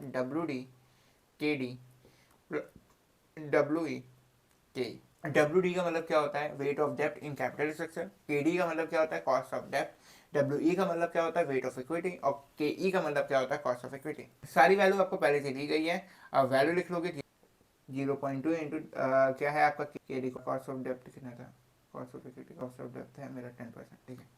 कॉस्ट ऑफ डेप्ट कितना था 10% था, 10% अपॉन 10 कितना हो जाएगा, 10% अपॉन 100 कितना हो जाएगा 0.01, 0.1 होगा, सॉरी 0.01 नहीं, तो ये क्या हो जाएगा 0.1 हो जाएगा।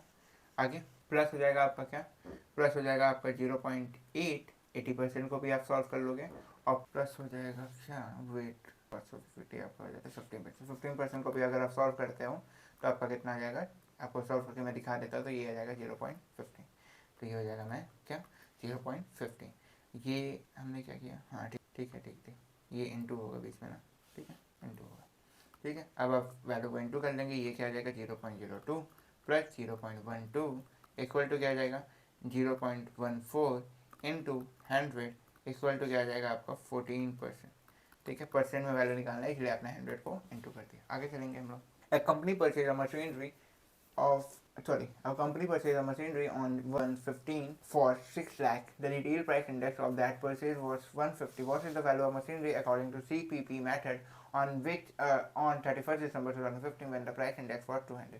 तो प्राइस इंडेक्स 200 का हुआ तो आपका CPP मैटर से आपका वैल्यू ऑफ मशीनरी क्या होगा।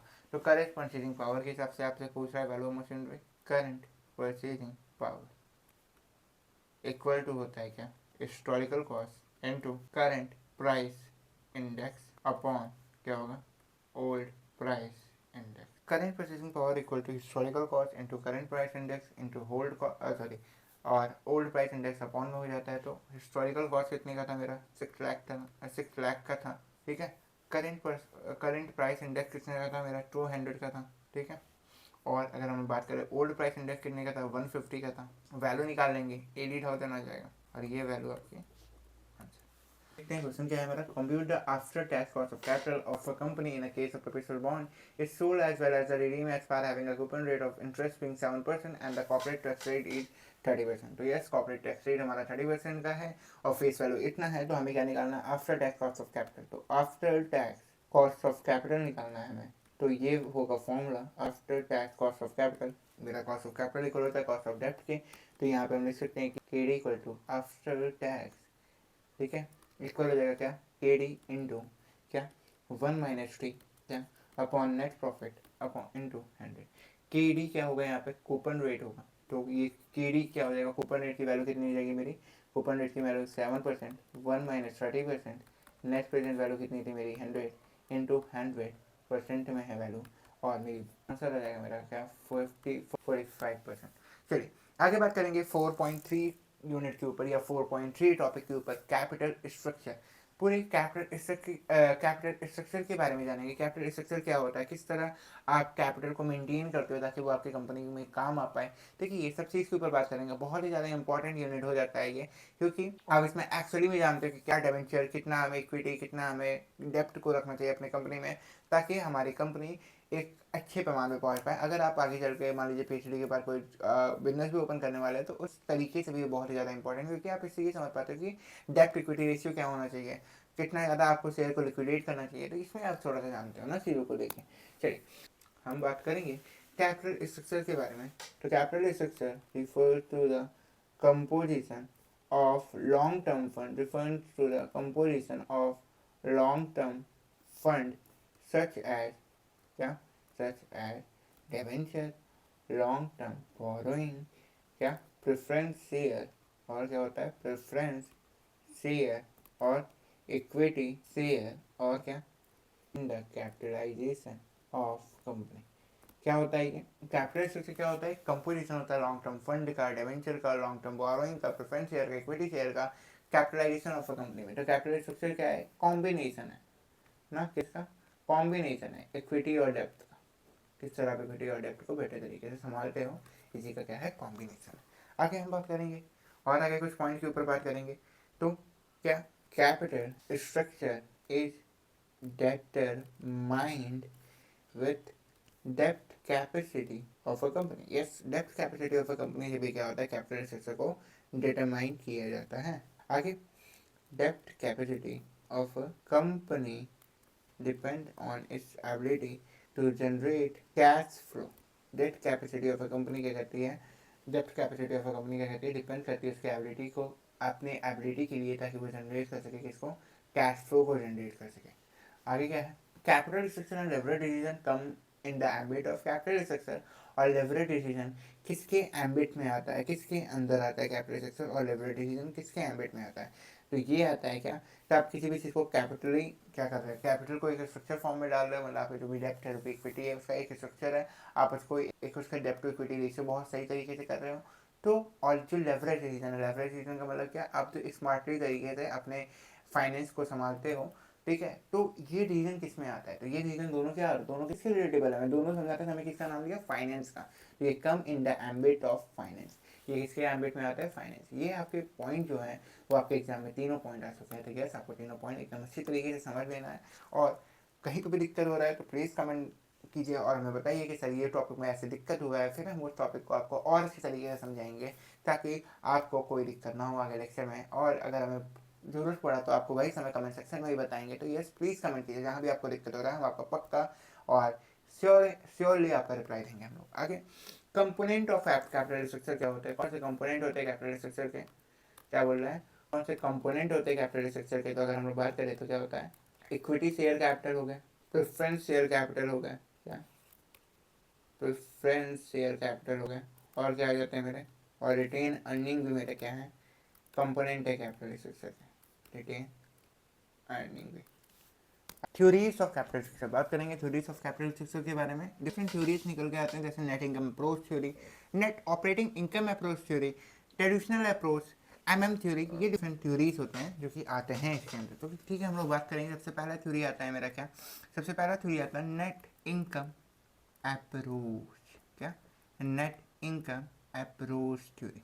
तो ये क्या होता है sir, net income approach theory क्या होता है सर, तो बच्चे बात करेंगे नेट इनकम अप्रोच थ्योरी क्या होता है और कैसे हम लोग इसको जानते हैं और कैसे हम लोग इसको पढ़ते हैं। तो yes, net income approach theory, ये थ्योरी बोलता है कि क्या है, capital structure decision is relevant. क्या होता है, कैपिटल स्ट्रक्चर का जो डिसीजन है वो रिलेवेंट है किसके, in the valuation of firm, किसके, तो फर्म का वैल्यूएशन करते हैं उसमें कैपिटल स्ट्रक्चर का जो कैपिटल स्ट्रक्चर जो है वो क्या होता है, रिलेवेंट होता है, ठीक है, valuation of firm. That means कि ये बात करता है, दैट मीन्स कि ये बात करता है कि क्या, जितना ज़्यादा डेप्थ होगा उतना ज़्यादा क्या होगा, उतना ज़्यादा कैपिटल स्ट्रक्चर मेरा बेटर होगा फर्म का, क्या, कैपिटल स्ट्रक्चर मेरा फर्म का क्या होगा, बेटर होगा। नेट इनकम अप्रोच थ्योरी बोलते हैं कि जितना ज़्यादा डेप्थ होगा उतना ज़्यादा कैपिटल स्ट्रक्चर मेरा फर्म का क्या होगा, बेटर होगा।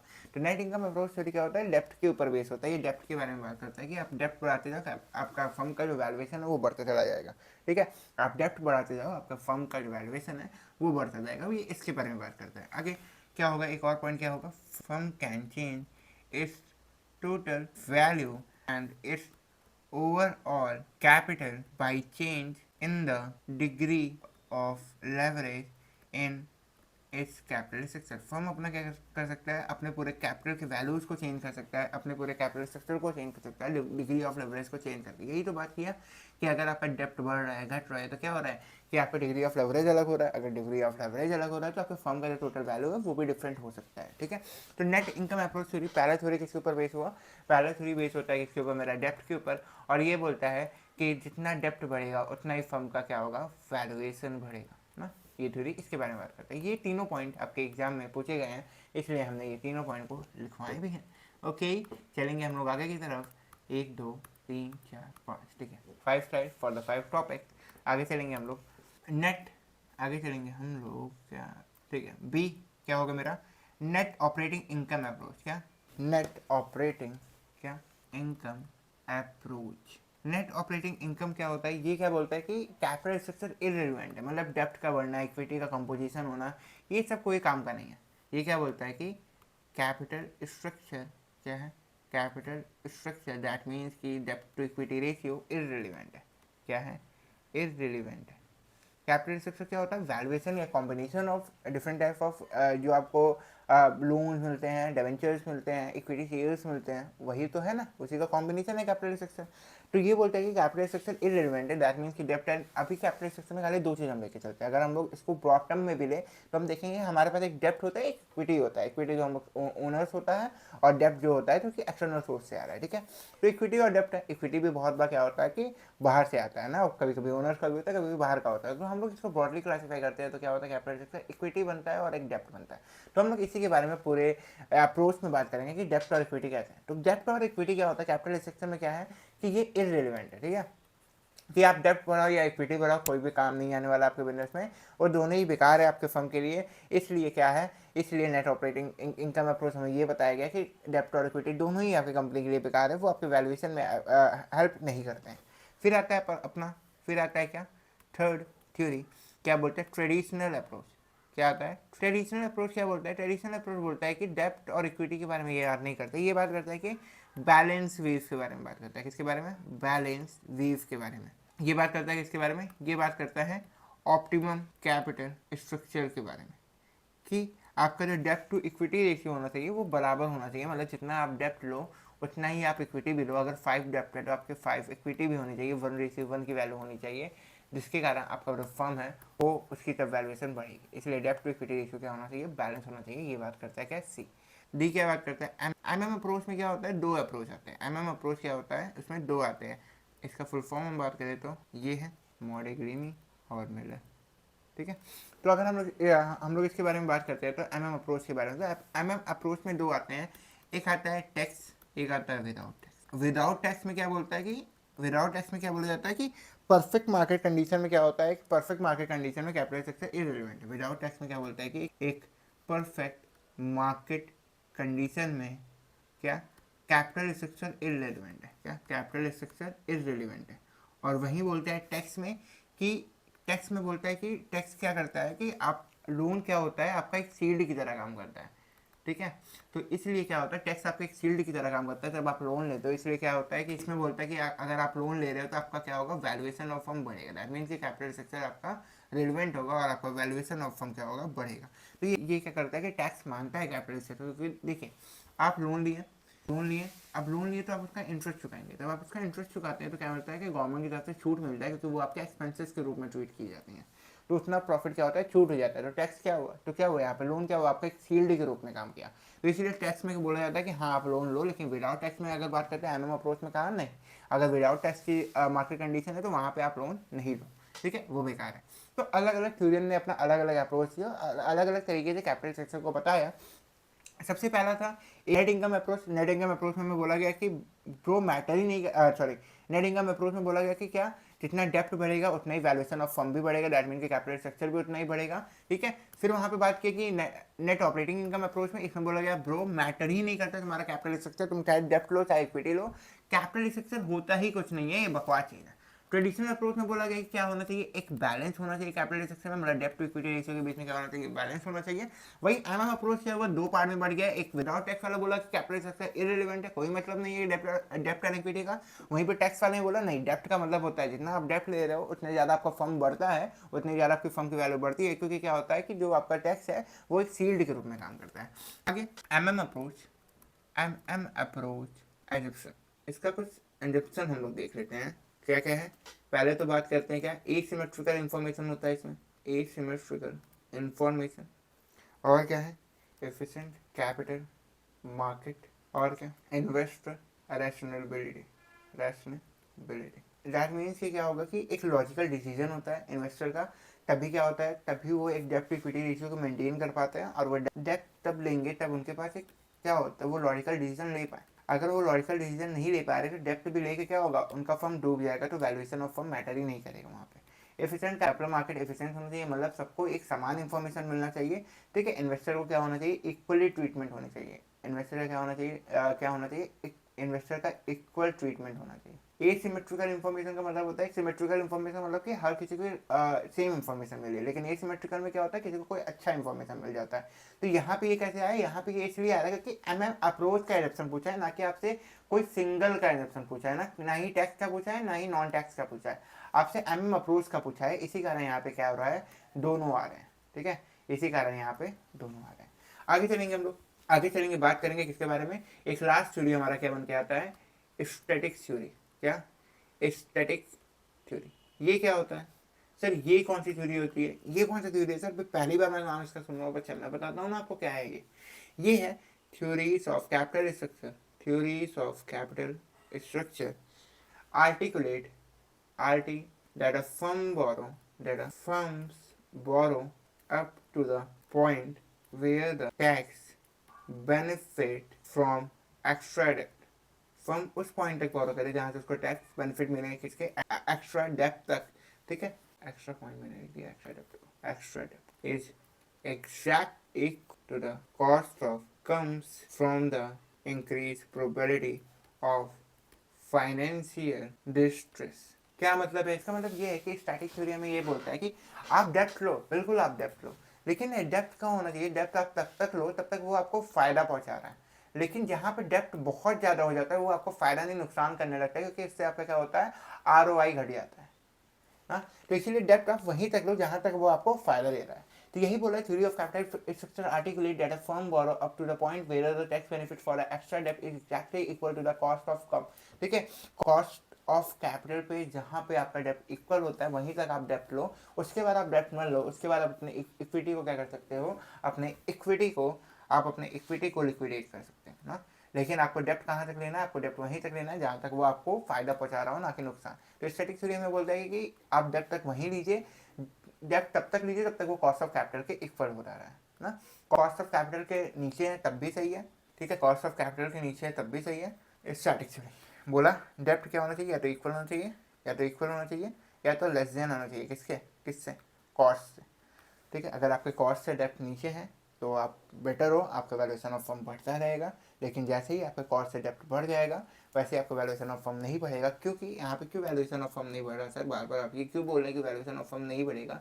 उसका रीजन ये है कि सामने वाला पार्टी ये देखेगा कि आप डेप्ट बहुत ज़्यादा लिए हो, दैट मीन्स कि कंपनी में रिस्क बहुत ज़्यादा है। तो कंपनी में रिस्क बहुत ज़्यादा है तो इन्वेस्टर अट्रैक्ट नहीं होंगे। इन्वेस्टर अट्रैक्ट ना होने के कारण क्या होगा, कंपनी क्या हो सकती है, लिक्विडेट कर सकती है। चलिए आगे बात करेंगे किसके बारे में, आगे बात करेंगे किसके बारे में, 4.4 चलेंगे हम लोग। ये तो हमें लग रहा है इसके लिए थे लेकिन नहीं हुआ, ठीक है।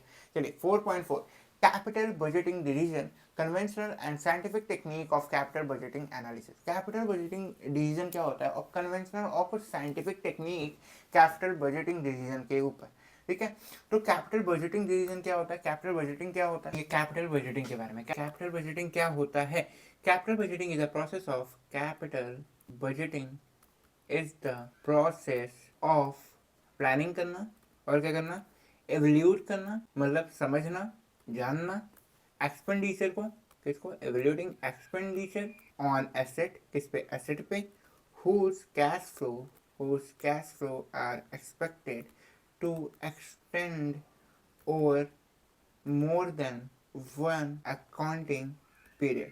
दैट मीन्स कि कैपिटल बजटिंग क्या करता है, कैपिटल बजटिंग वो प्लानिंग करता है। कैपिटल बजटिंग क्या करता है, प्लानिंग करने का काम करता है। किसको, प्लानिंग करने का काम करता है कैश फ्लो को, जो कैश फ्लो का यूज करके हम लोग फ्यूचर में कोई सामान खरीदने वाले हैं, ठीक है, फ्यूचर में कोई सामान क्या करने वाले, खरीदने वाले हैं, ठीक है। उसको ये एक अकाउंटिंग पीरियड की बात नहीं होती है, 5-6 अकाउंटिंग पीरियड की बात होती है, मतलब more than one accounting period. ये लॉन्ग टर्म के लिए हम लोग कैपिटल बजटिंग करते हैं ना, कि हम लोग एक बजट बनाते हैं। हम लोग क्या करते हैं, एक बजट बनाते हैं और हम लोग ये तय करते हैं कि ठीक है ये मेरा बजट है। अब हमें सोचना है कि हम आगे चल के कौन सा एसेट लें कि हमारे फर्म के वैल्यू को वो बढ़ाए, कौन सा ऐसा एक्सपेंस करें जो कि हमारे फर्म के इन्वेस्टमेंट को बढ़ाए, और यही क्या होता है, मेरा कैपिटल बजटिंग होता है, ठीक है। सिंपल, समझ में आया। चल, optimal capital budget of a firm is reflected by the intersection point of optimal capital budget कौन से intersection point से हमें reflect होता है। तो optimal capital budget is intersection point of, कौन सा intersection point of investment, कौन सा, investment opportunity curve and marginal cost के through, and marginal cost of capital curve के थ्रू हमें पता चलता है। क्या optimal capital budget intersection point of इसके पता चलता है, तब investment opportunity curve and marginal cost of capital curve intersect करता है, उस पॉइंट पे हमें पता चलता है क्या ऑप्टिमल कैपिटल बजट का पता चलता है। आगे, for the purpose of the taking capital budgeting decision in respect of a company in India, the following are taken into consideration in computing cash flow in the terminal year। क्या compute कर सके ताकि cash flow को हम लोग क्या different terminal year में of the project. तो क्या क्या चीज़ को हम लोग क्या करते हैं, क्या क्या चीज़ को कंसीडर करते हैं for the purpose of taking capital budgeting decision in respect of a company in India, the following are taken into consideration computing cash flow in the terminal year of a project. क्या क्या चीज़ों को हम लोग देखते हैं, क्या क्या चीज़ों को लेते हैं ताकि हम कैश फ्लो को कंप्यूट कर पाएँ। तो हम लोग क्या क्या चीज़ को देखते हैं, हम लोग लेते हैं क्या, ऐसा ये पॉइंट आपके एग्जाम में आ चुका है, ठीक है। अब चलते हैं ये पॉइंट के ऊपर, ये भी आपके लाइन, ये सेम लाइन आपके एग्जाम में पूछा गया है, ठीक है। चल बात करेंगे कौन कौन से कैपिटल बजट को देखते हैं हम लोग, कौन कौन से कैश फ्लो को देखते हैं हम लोग। पहला, tax loss on short term capital gain, तब टैक्स लॉस, तब टैक्स का लॉसेस होते हैं शॉर्ट टर्म कैपिटल गेन्स के ऊपर, उसको देखते हैं। और क्या देखते हैं, release on net working capital, जो भी नेट वर्किंग कैपिटल पर रिलीज होती हैं उसको देखते हैं। और क्या देखते हैं, tax saving on short term capital loss, और जो टैक्स सेविंग होता है शॉर्ट टर्म कैपिटल लॉस के ऊपर, उसको भी हम लोग यहाँ पे देखते हैं। आगे बात करेंगे sequence of capital budgeting process. Capital budgeting process का सीक्वेंस हम बात करेंगे, क्या सीक्वेंस होता है कैपिटल बजटिंग प्रोसेस का। तो सबसे पहला ए क्या होगा, कैश फ्लो एस्टिमेशन। फिर sequence of capital budgeting process का एक सीक्वेंस, पहले सबसे पहले हम लोग क्या करेंगे, कैश फ्लो को एस्टिमेट करेंगे। कैश फ्लो को एस्टिमेट करने के बाद कोई डिस्काउंट रेट है उसको जानेंगे, identify discount rate, identify discounting rate. फिर डिस्काउंटिंग रेट को आइडेंटिफाई करने के बाद हम लोग इस पे जाएंगे। डिस्काउंटिंग रेट को आइडेंटिफाई करने के बाद क्या करेंगे, डिटर्मिनेशन ऑफ एनपीवी, डिटर्मिनेशन करेंगे किसका, नेट प्रेजेंट वैल्यू का। और फिर किस पे जाएंगे, प्रोजेक्शन प्रोजेक्ट सेलेक्शन डिसीजन के ऊपर हम लोग जाएंगे। मतलब कैपिटल बजटिंग प्रोसेस को हम लोग कैसे करते हैं, कैपिटल बजटिंग होता है क्या, कैपिटल बजटिंग वो होता है कि हम लोग इवैल्यूएट करते हैं कैश फ्लो को ताकि हम लोग आगे समय में क्या खरीद सकते हैं, ठीक है। सबसे पहले हम लोग क्या करेंगे, कैश फ्लो को जानेंगे। कैश फ्लो को जान लेंगे, कैश फ्लो को जानने के बाद हम लोग क्या जानेंगे, अब हम लोग ये देखेंगे कि क्या उसको छोड़ा जा सकता है या क्या उसको किया जा सकता है या कोई और अल्टरनेटिव वे क्या है। अगर नहीं है तो हम लोग आगे बढ़ जाएंगे और क्या करेंगे, डिटरमाइन करेंगे नेट प्रेजेंट वैल्यू की, आज उसकी वैल्यू क्या है और आगे चल के उसकी वैल्यू क्या, हमें उससे कुछ ज़्यादा बेनिफिट होगा क्या। अगर मैं ये मशीनरी लगाता हूँ तो क्या आगे चल के ये मुझे 1 करोड़ का फायदा देगा। तो यही क्या होगा मेरा, यही क्या होगा, determination of net present value. फिर आगे क्या होगा, प्रोजेक्ट सिलेक्शन डिसीजन। अगर सब कुछ सही है तो हम लोग क्या करेंगे, उसको प्रोजेक्ट को सेलेक्ट कर लेंगे और बोलेंगे हाँ ये हम लोग आगे चल के इस तरह अप्लाई करेंगे। Following step of multinational capital budgeting, कुछ step of multinational capital budgeting. Multinational capital budgeting क्या होता है, तब एक कंट्री का कैपिटल बजटिंग किया जाए तो उससे नेशनल कैपिटल बजटिंग होता है। तो कैपिटल बजटिंग 2 और मोर कंट्री में किया जाए, 2 और मोर कंट्री में किया जाए तो उसे बोलते हैं क्या, उसी को बोलते हैं क्या, मल्टीनेशनल कैपिटल बजटिंग। ठीक है। अब क्या होता है मल्टीनेशनल कैपिटल बजटिंग में, क्या होता है पॉलिटिकल रिस्क भी बहुत ज़्यादा होता है, क्योंकि तब आप बाहर के देश में जाके इवोल्यूट तब आप कैपिटल बजटिंग क्या करते हैं, मल्टीनेशनल करने की कोशिश करते हैं, मतलब 2 और मोर कंट्री में करने की कोशिश करते हैं। तो क्या होता है पॉलिटिकल रिस्क, अगर मान लीजिए तो यहाँ पे क्या होता है पॉलिटिकल रिस्क भी बहुत इन्वॉल्व होता है, पॉलिटिकल रिस्क भी इन्वॉल्व होता है। क्यों इन्वॉल्व होता है, अगर मान लीजिए कि पॉलिसीज में चेंजेस आ जाए, पॉलिसीज में गवर्नमेंट के चेंजेस आ जाए तो क्या होगा, आपको दिक्कत आ जाएगा, आपका फैक्ट्री का लाइसेंस कैंसिल हो सकता है ना, जिसके कारण आपका पूरा कैपिटल बजटिंग बेकार हो सकता है ना।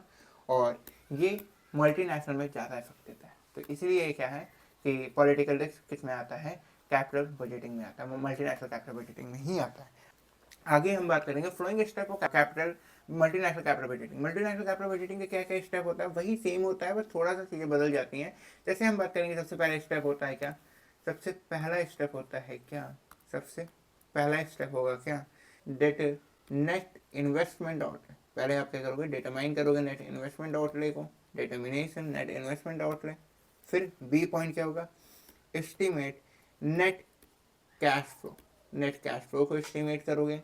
फिर सी क्या होगा, appropriate discount rate, appropriate discount rate. फिर डी पॉइंट क्या होगा, अप्लाई एवोल्यूशन टेक्निक, कि किस तरह आप कैपिटल बजटिंग को अप्लाई करोगे उसको जानोगे। ठीक है। तो सबसे पहले आप क्या करोगे, इन्वेस्टमेंट देखोगे कहाँ पे आपको इन्वेस्टमेंट करना है। अगर आप मल्टीनेशनल में जा रहे हो सबसे पहले आप इन्वेस्टमेंट देखोगे किस कंट्री में जाना है, किस कंट्री में जाने के बाद देखोगे कि आपको वहाँ पे कैश फ्लो कैसा है। कैश फ्लो के हिसाब से क्या करोगे, आप देखोगे कि वो सामान को मैं छोड़ पाऊंगा कि नहीं छोड़ पाऊंगा। अगर वो सामान को आप छोड़ ले रहे हैं तो आप क्या करोगे, एवोल्यूशन को अप्लाई कर दोगे वहाँ पे। बस में सिंपल, यही तो सिंपल बात थी ना, यही तो सिंपल बात थी। आगे चले हम लोग, चलिए conventional technique of capital budgeting. Conventional technique को हम लोग नॉन डिस्काउंटिंग मेथड भी कहते हैं। तो कुछ conventional technique of capital budgeting जिसे हम लोग क्या बोलते हैं, नॉन डिस्काउंटिंग मेथड भी कहते हैं, और इसको टाइम वैल्यू ऑफ मनी में कंसिडर नहीं किया जाता है। ठीक है, इसको टाइम वैल्यू ऑफ मनी में कंसिडर नहीं किया जाता है। तो कुछ conventional technique of capital budgeting, कुछ कैपिटल बजटिंग करने का टेक्निक। ठीक है। तो सबसे पहला टेक्निक क्या है, नॉन डिस्काउंटिंग मेथड है। एक होता है डिस्काउंटिंग, एक होता है नॉन डिस्काउंटिंग। अभी तक हम लोग डिस्काउंटिंग की बात करें, तभी नॉन डिस्काउंटिंग की बात करते हैं। इसमें क्या आएगा, पे बैक पीरियड मेथड। क्या है, पे बैक पीरियड मेथड। ये क्या करता है, ये क्या होता है, पे बैक पीरियड मेथड क्या होता है, concern more with the recovery of cost than profitability. ये क्या करता है, इस पे ज़्यादा ध्यान देता है कि आपको जो कॉस्ट है, जो आपका कॉस्ट है 100 रुपये लगे तो 100 रुपये पहले आ जाए, 10 पे जो प्रॉफिट है वो बाद में भी आएगा तो चल जाएगा। तो मतलब कहने का मतलब क्या है कि ये कैपिटल बजटिंग एक काम करता है कि ये बोलता है कि ब्रो अगर आपने कहीं पे इन्वेस्ट किया तो पहले अपने कॉस्ट को निकाल लो, कॉस्ट को निकालने के बाद और चीज़ों को सोचना। ठीक है, ठीक है। आगे क्या है, आगे अगर हम इसके फॉर्मूला के बारे में बात करें, फॉर्मूला क्या होगा इसका, पे बैक पीरियड इक्वल टू क्या होगा, इनिशियल इन्वेस्टमेंट अपॉन क्या हो जाएगा, annual cash inflow, annual cash inflow, initial investment upon annual cash inflow पे बैक पीरियड का फॉर्मूला हो जाएगा। आगे अच्छा डिस्काउंटिंग रेट है, एक मिनट, पे बैक पीरियड आता है। फिर क्या आता है मेरा, फिर आता है मेरा अकाउंटिंग रेट ऑफ रिटर्न। क्या आएगा, अकाउंटिंग, फिर क्या आएगा मेरा, accounting rate of return. Accounting rate of return क्या होता है, अकाउंटिंग रेट ऑफ रिटर्न क्या होता है, ये एक ऐसा टेक्निक होता है, ये एक ऐसा रेट होता है, rate computed by dividing average profit after tax, average profit जो कि मिला है हमें क्या, after tax by the average investment. इसके थ्रू एवरेज इन्वेस्टमेंट के थ्रू जो हमें टैक्स मिला है उसके साथ हम क्या करते हैं, डिवाइड करते हैं। दैट मीन्स कि क्या होगा, दैट मीन्स कि फॉर्मूला क्या होगा, एवरेज एनुअल इन्वेस्टमेंट अपॉन क्या हो जाएगा, एवरेज एनुअल इन्वेस्टमेंट अपॉन क्या होगा, एवरेज इन्वेस्टमेंट इनटू 100। अच्छा, जितने भी फॉर्मूला मैं लिखवा रहा हूँ, जितने भी पॉइंट लिखवा रहा हूँ वो सब आपके एग्जाम में आ चुके हैं। तो प्लीज़ सारे पॉइंट को लिखते हुए चलिएगा और समझते हुए चलिएगा ना। चलिए आगे बात करेंगे किसके बारे में, आगे हम लोग बात करेंगे, अभी तक हमने क्या पढ़ा, नेट प्रेजेंट वैल्यू पढ़ लिया, नेट प्रेजेंट वैल्यू के बाद हम लोग ने सॉरी हम अभी तक हमने क्या पढ़ा, हमने पढ़ा पे बैक पीरियड के बाद क्या पढ़ा, अकाउंटिंग रेट ऑफ रिटर्न पढ़ा। अब हम लोग पढ़ेंगे किसमें, अब हम लोग पढ़ेंगे scientific technique of capital budgeting, जो कि डिस्काउंटेड कैश फ्लो टेक्निक है, जो कि हम लोग ज़्यादातर यूज़ करते हैं। और इसमें आता है क्या, सबसे पहले इसमें आता है क्या आपका नेट प्रेजेंट वैल्यू, इसमें आता है क्या सबसे पहला आपका ए क्या नेट प्रेजेंट वैल्यू, और इसको कंसिडर किया जाता है किसमें, इसको कंसिडर किया जाता है टाइम वैल्यू ऑफ मनी में। Net present value method, net present value method क्या होता है, नेट प्रेजेंट वैल्यू मेथड ये क्या होता है, नेट प्रेजेंट वैल्यू रिप्रेजेंट, ये क्या करता है, रिप्रेजेंट करने का काम करता है net addition of, net addition of share holder, wealth of share holder के नेट एडिशन को क्या करता है, शो करता है कौन, net present value method. Net addition of wealth of share holder को शो करता है क्या, नेट प्रेजेंट वैल्यू मेथड ये net addition of share holder को शो करता है। आगे NPV इक्वल टू क्या होता है, NPV इक्वल टू क्या होता है, present value of cash inflow, present value of cash inflow minus present value of cash outflow. Present value of cash inflow में से हम लोग कैश आउटफ्लो को माइनस करते हैं तो उसी को क्या बोलते हैं, नेट प्रेजेंट वैल्यू मेथड कहते हैं। आगे आगे आगे आगे चलते हैं, ठीक है। फिर आगे क्या आता है, internal internal rate of return, IRR, internal rate of return आता है। अब इंटरनल रेट ऑफ रिटर्न क्या करता है, इंटरनल रेट ऑफ रिटर्न क्या होता है, रेट दैट इक्वेट्स, रेट जो कि क्या करता है, इक्वेट करने का काम करता है इन्वेस्टमेंट को, rate that equate investment outlay, rate that equate investment outlay with the present value of cash inflow received after one period, receive after one period. क्या रेट जो कि इक्वेट करता है इंटरनल आउटले, जो कि present value of cash inflow होता है, जो कि रिसीव होता है क्या एक पीरियड के बाद, उसी को बोलते हैं क्या, internal rate of return. Cash flow presumably reinvested in capital budgeting decision as, cash flow किस तरह री इन्वेस्टेड किया जाता है कैपिटल बजटिंग डिसीजन में, कैश फ्लो किस तरह री इन्वेस्ट किया जाता है कैपिटल बजटिंग डिसीजन में, किस तरह री इन्वेस्ट किया जाता है, हम बात करते हैं कि किस तरह री इन्वेस्ट किया जाता है, टाइम डिस्पेरिटी के थ्रू री इन्वेस्ट किया जाता है, टाइम डिस्पेरिटी के थ्रू री इन्वेस्ट किया जाता है, और क्या, कॉस्ट डिस्पेरिटी के थ्रू भी री इन्वेस्ट किया जाता है, कॉस्ट डिस्पेरिटी के थ्रू भी री इन्वेस्ट किया जाता है, और क्या आता है, लाइफ डिस्पेरिटी के थ्रू भी इसको री इन्वेस्ट किया जाता है। तो ये तीन मेथड है इसके थ्रू कैश फ्लो को री इन्वेस्ट किया जाता है।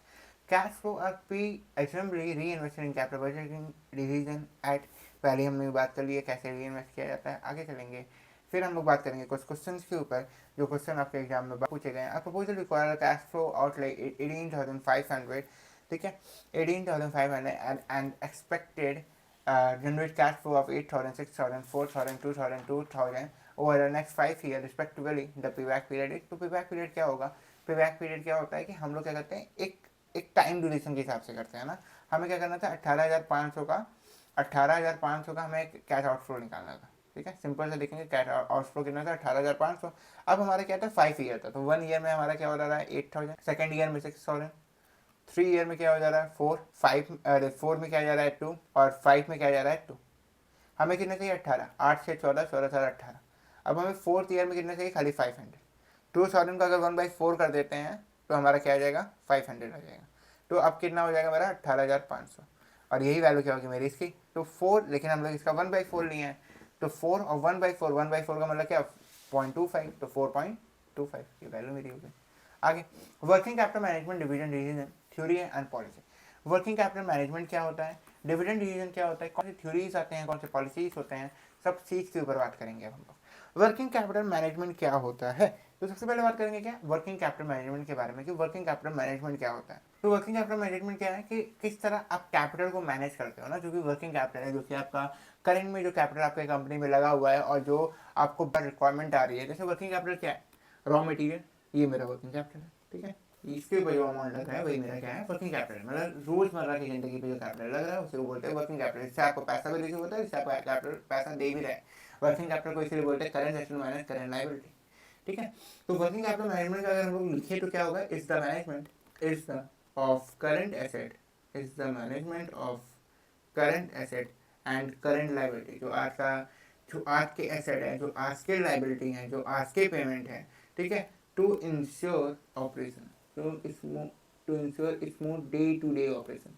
डे टू डे ऑपरेशन को स्मूथ करने के लिए हम लोग क्या करते हैं, डे टू डे ऑपरेशन को स्मूथ करने के लिए हम लोग क्या करते हैं, वर्किंग कैपिटल मैनेजमेंट करते हैं। वर्किंग कैपिटल मैनेजमेंट का मतलब होता है कि किस तरह capital asset and capital liability को आप एक अच्छी तरीके से मैनेज कर रहे हो। तो वर्किंग कैपिटल इक्वल टू क्या होता है, current asset minus current liability. अगर ट्रेड ऑफ प्लान के बारे में बात करें तो ट्रेड ऑफ प्लान क्या होता है, एप्रोप्रिएट होता है किसके लिए, एप्रोप्रिएट होता है मतलब वैलिड होता है वर्किंग कैपिटल के लिए। आगे, sequence of status of operating cycle of a manufacturing company, arrange operating cycle.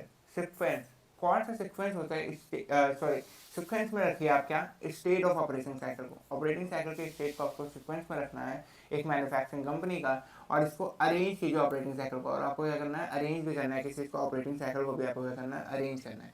तो क्या आएगा इसमें, आएगा क्या, आपका रॉ मटेरियल आएगा।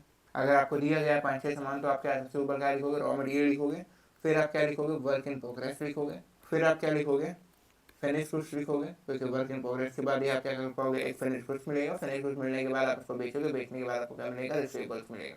ये 4 पॉइंट आपके एग्जाम में लिखे हुए थे, ये चारों पॉइंट को मैंने खाली अरेंज किया है, इसके अलावा भी पॉइंट हो सकते हैं और आपको समझ में आ जाएगा आप किस तरह ऑपरेटिंग साइकिल को एक अरेंज कर सकते हो। इससे आपको एक समझ में आ गया होगा, एक आपको प्रोबेबिलिटी मिल गई होगी किस तरह आप किया जा सकता है। ठीक है, आगे क्या है, nature of business, determinants of working capital. Working capital के क्या डिटर्मिनेंट होते हैं, क्या वर्किंग कैपिटल में आते हैं ना। तो नेचर ऑफ बिजनेस का नेचर कैसा है, ये एक वर्किंग कैपिटल में आता है। ठीक है, प्रोडक्शन साइकिल वर्किंग कैपिटल में आता है। ठीक है, और क्रेडिट पॉलिसी भी वर्किंग कैपिटल में ही आती है, क्रेडिट पॉलिसी।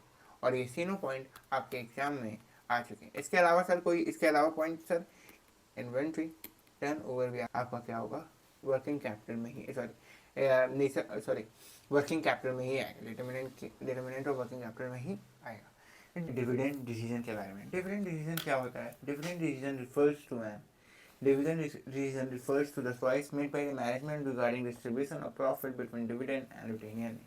ठीक है, डिविडेंड रिटेन अर्निंग के बीच में जो डिस्ट्रीब्यूशन प्रॉफिट होता है उसी को क्या होता है, डिविडेंड डिसीजन कहते हैं। मतलब डिविडेंड के रिगार्डिंग जो डिसीजन लेना है डिविडेंड डिसीजन कहलाता है ना। डिविडेंड क्या होता है, डिविडेंड कंपनी प्रोवाइड करती है। आप देखोगे कभी कभी आप शेयर लिए हुए तो शेयर के ऊपर आपको कुछ बोनस मिलता है, वही क्या होता है, डिविडेंड। शेयर के ऊपर बोनस मिलता है उसी को हम लोग डिविडेंड कहते हैं। ठीक है, आगे हम लोग बात करेंगे डिविडेंड के बारे में। Dividend decision refers to the choice made by management, क्या वो चॉइस जो कि मैनेजमेंट लेती है रिगार्डिंग किसके, regarding distribution of profit between, distribution of profit करना किसके बीच में, डिविडेंड एंड रिटेन अर्निंग के बीच में। डिविडेंड और रिटेन अर्निंग के बीच में किस तरह आप डिस्ट्रीब्यूट करोगे अपने प्रॉफिट को, इसी को बोलते हैं क्या, इसी को बोलते हैं डिविडेंड डिसीजन। मतलब डिविडेंड के रिगार्डिंग आप डिसीजन ले रहे हो, किस तरह आप डिविडेंड और रिटेन अर्निंग के बीच में अपना प्रॉफिट को मैनेज करोगे कि उसको डिस्ट्रीब्यूट कर पाओगे, इसी को बोलते हैं क्या, डिविडेंड डिसीजन कहते हैं।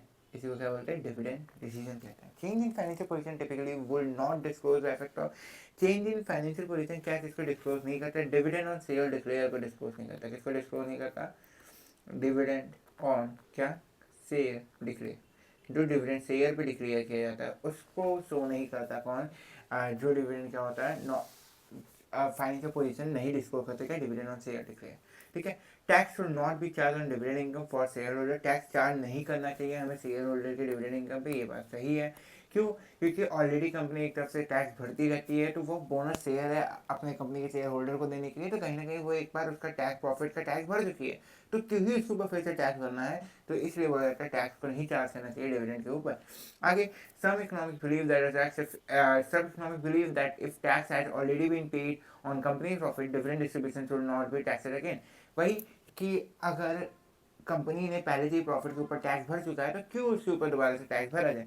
आगे है, firm paying higher dividend sell at higher price, जो फर्म हायर डिविडेंड पे करती है वो हायर प्राइस पे अपने शेयर्स को भी सेल करती है और वो फर्म की वैल्यू भी हायर हो जाती है। तो बात सिंपल सी है।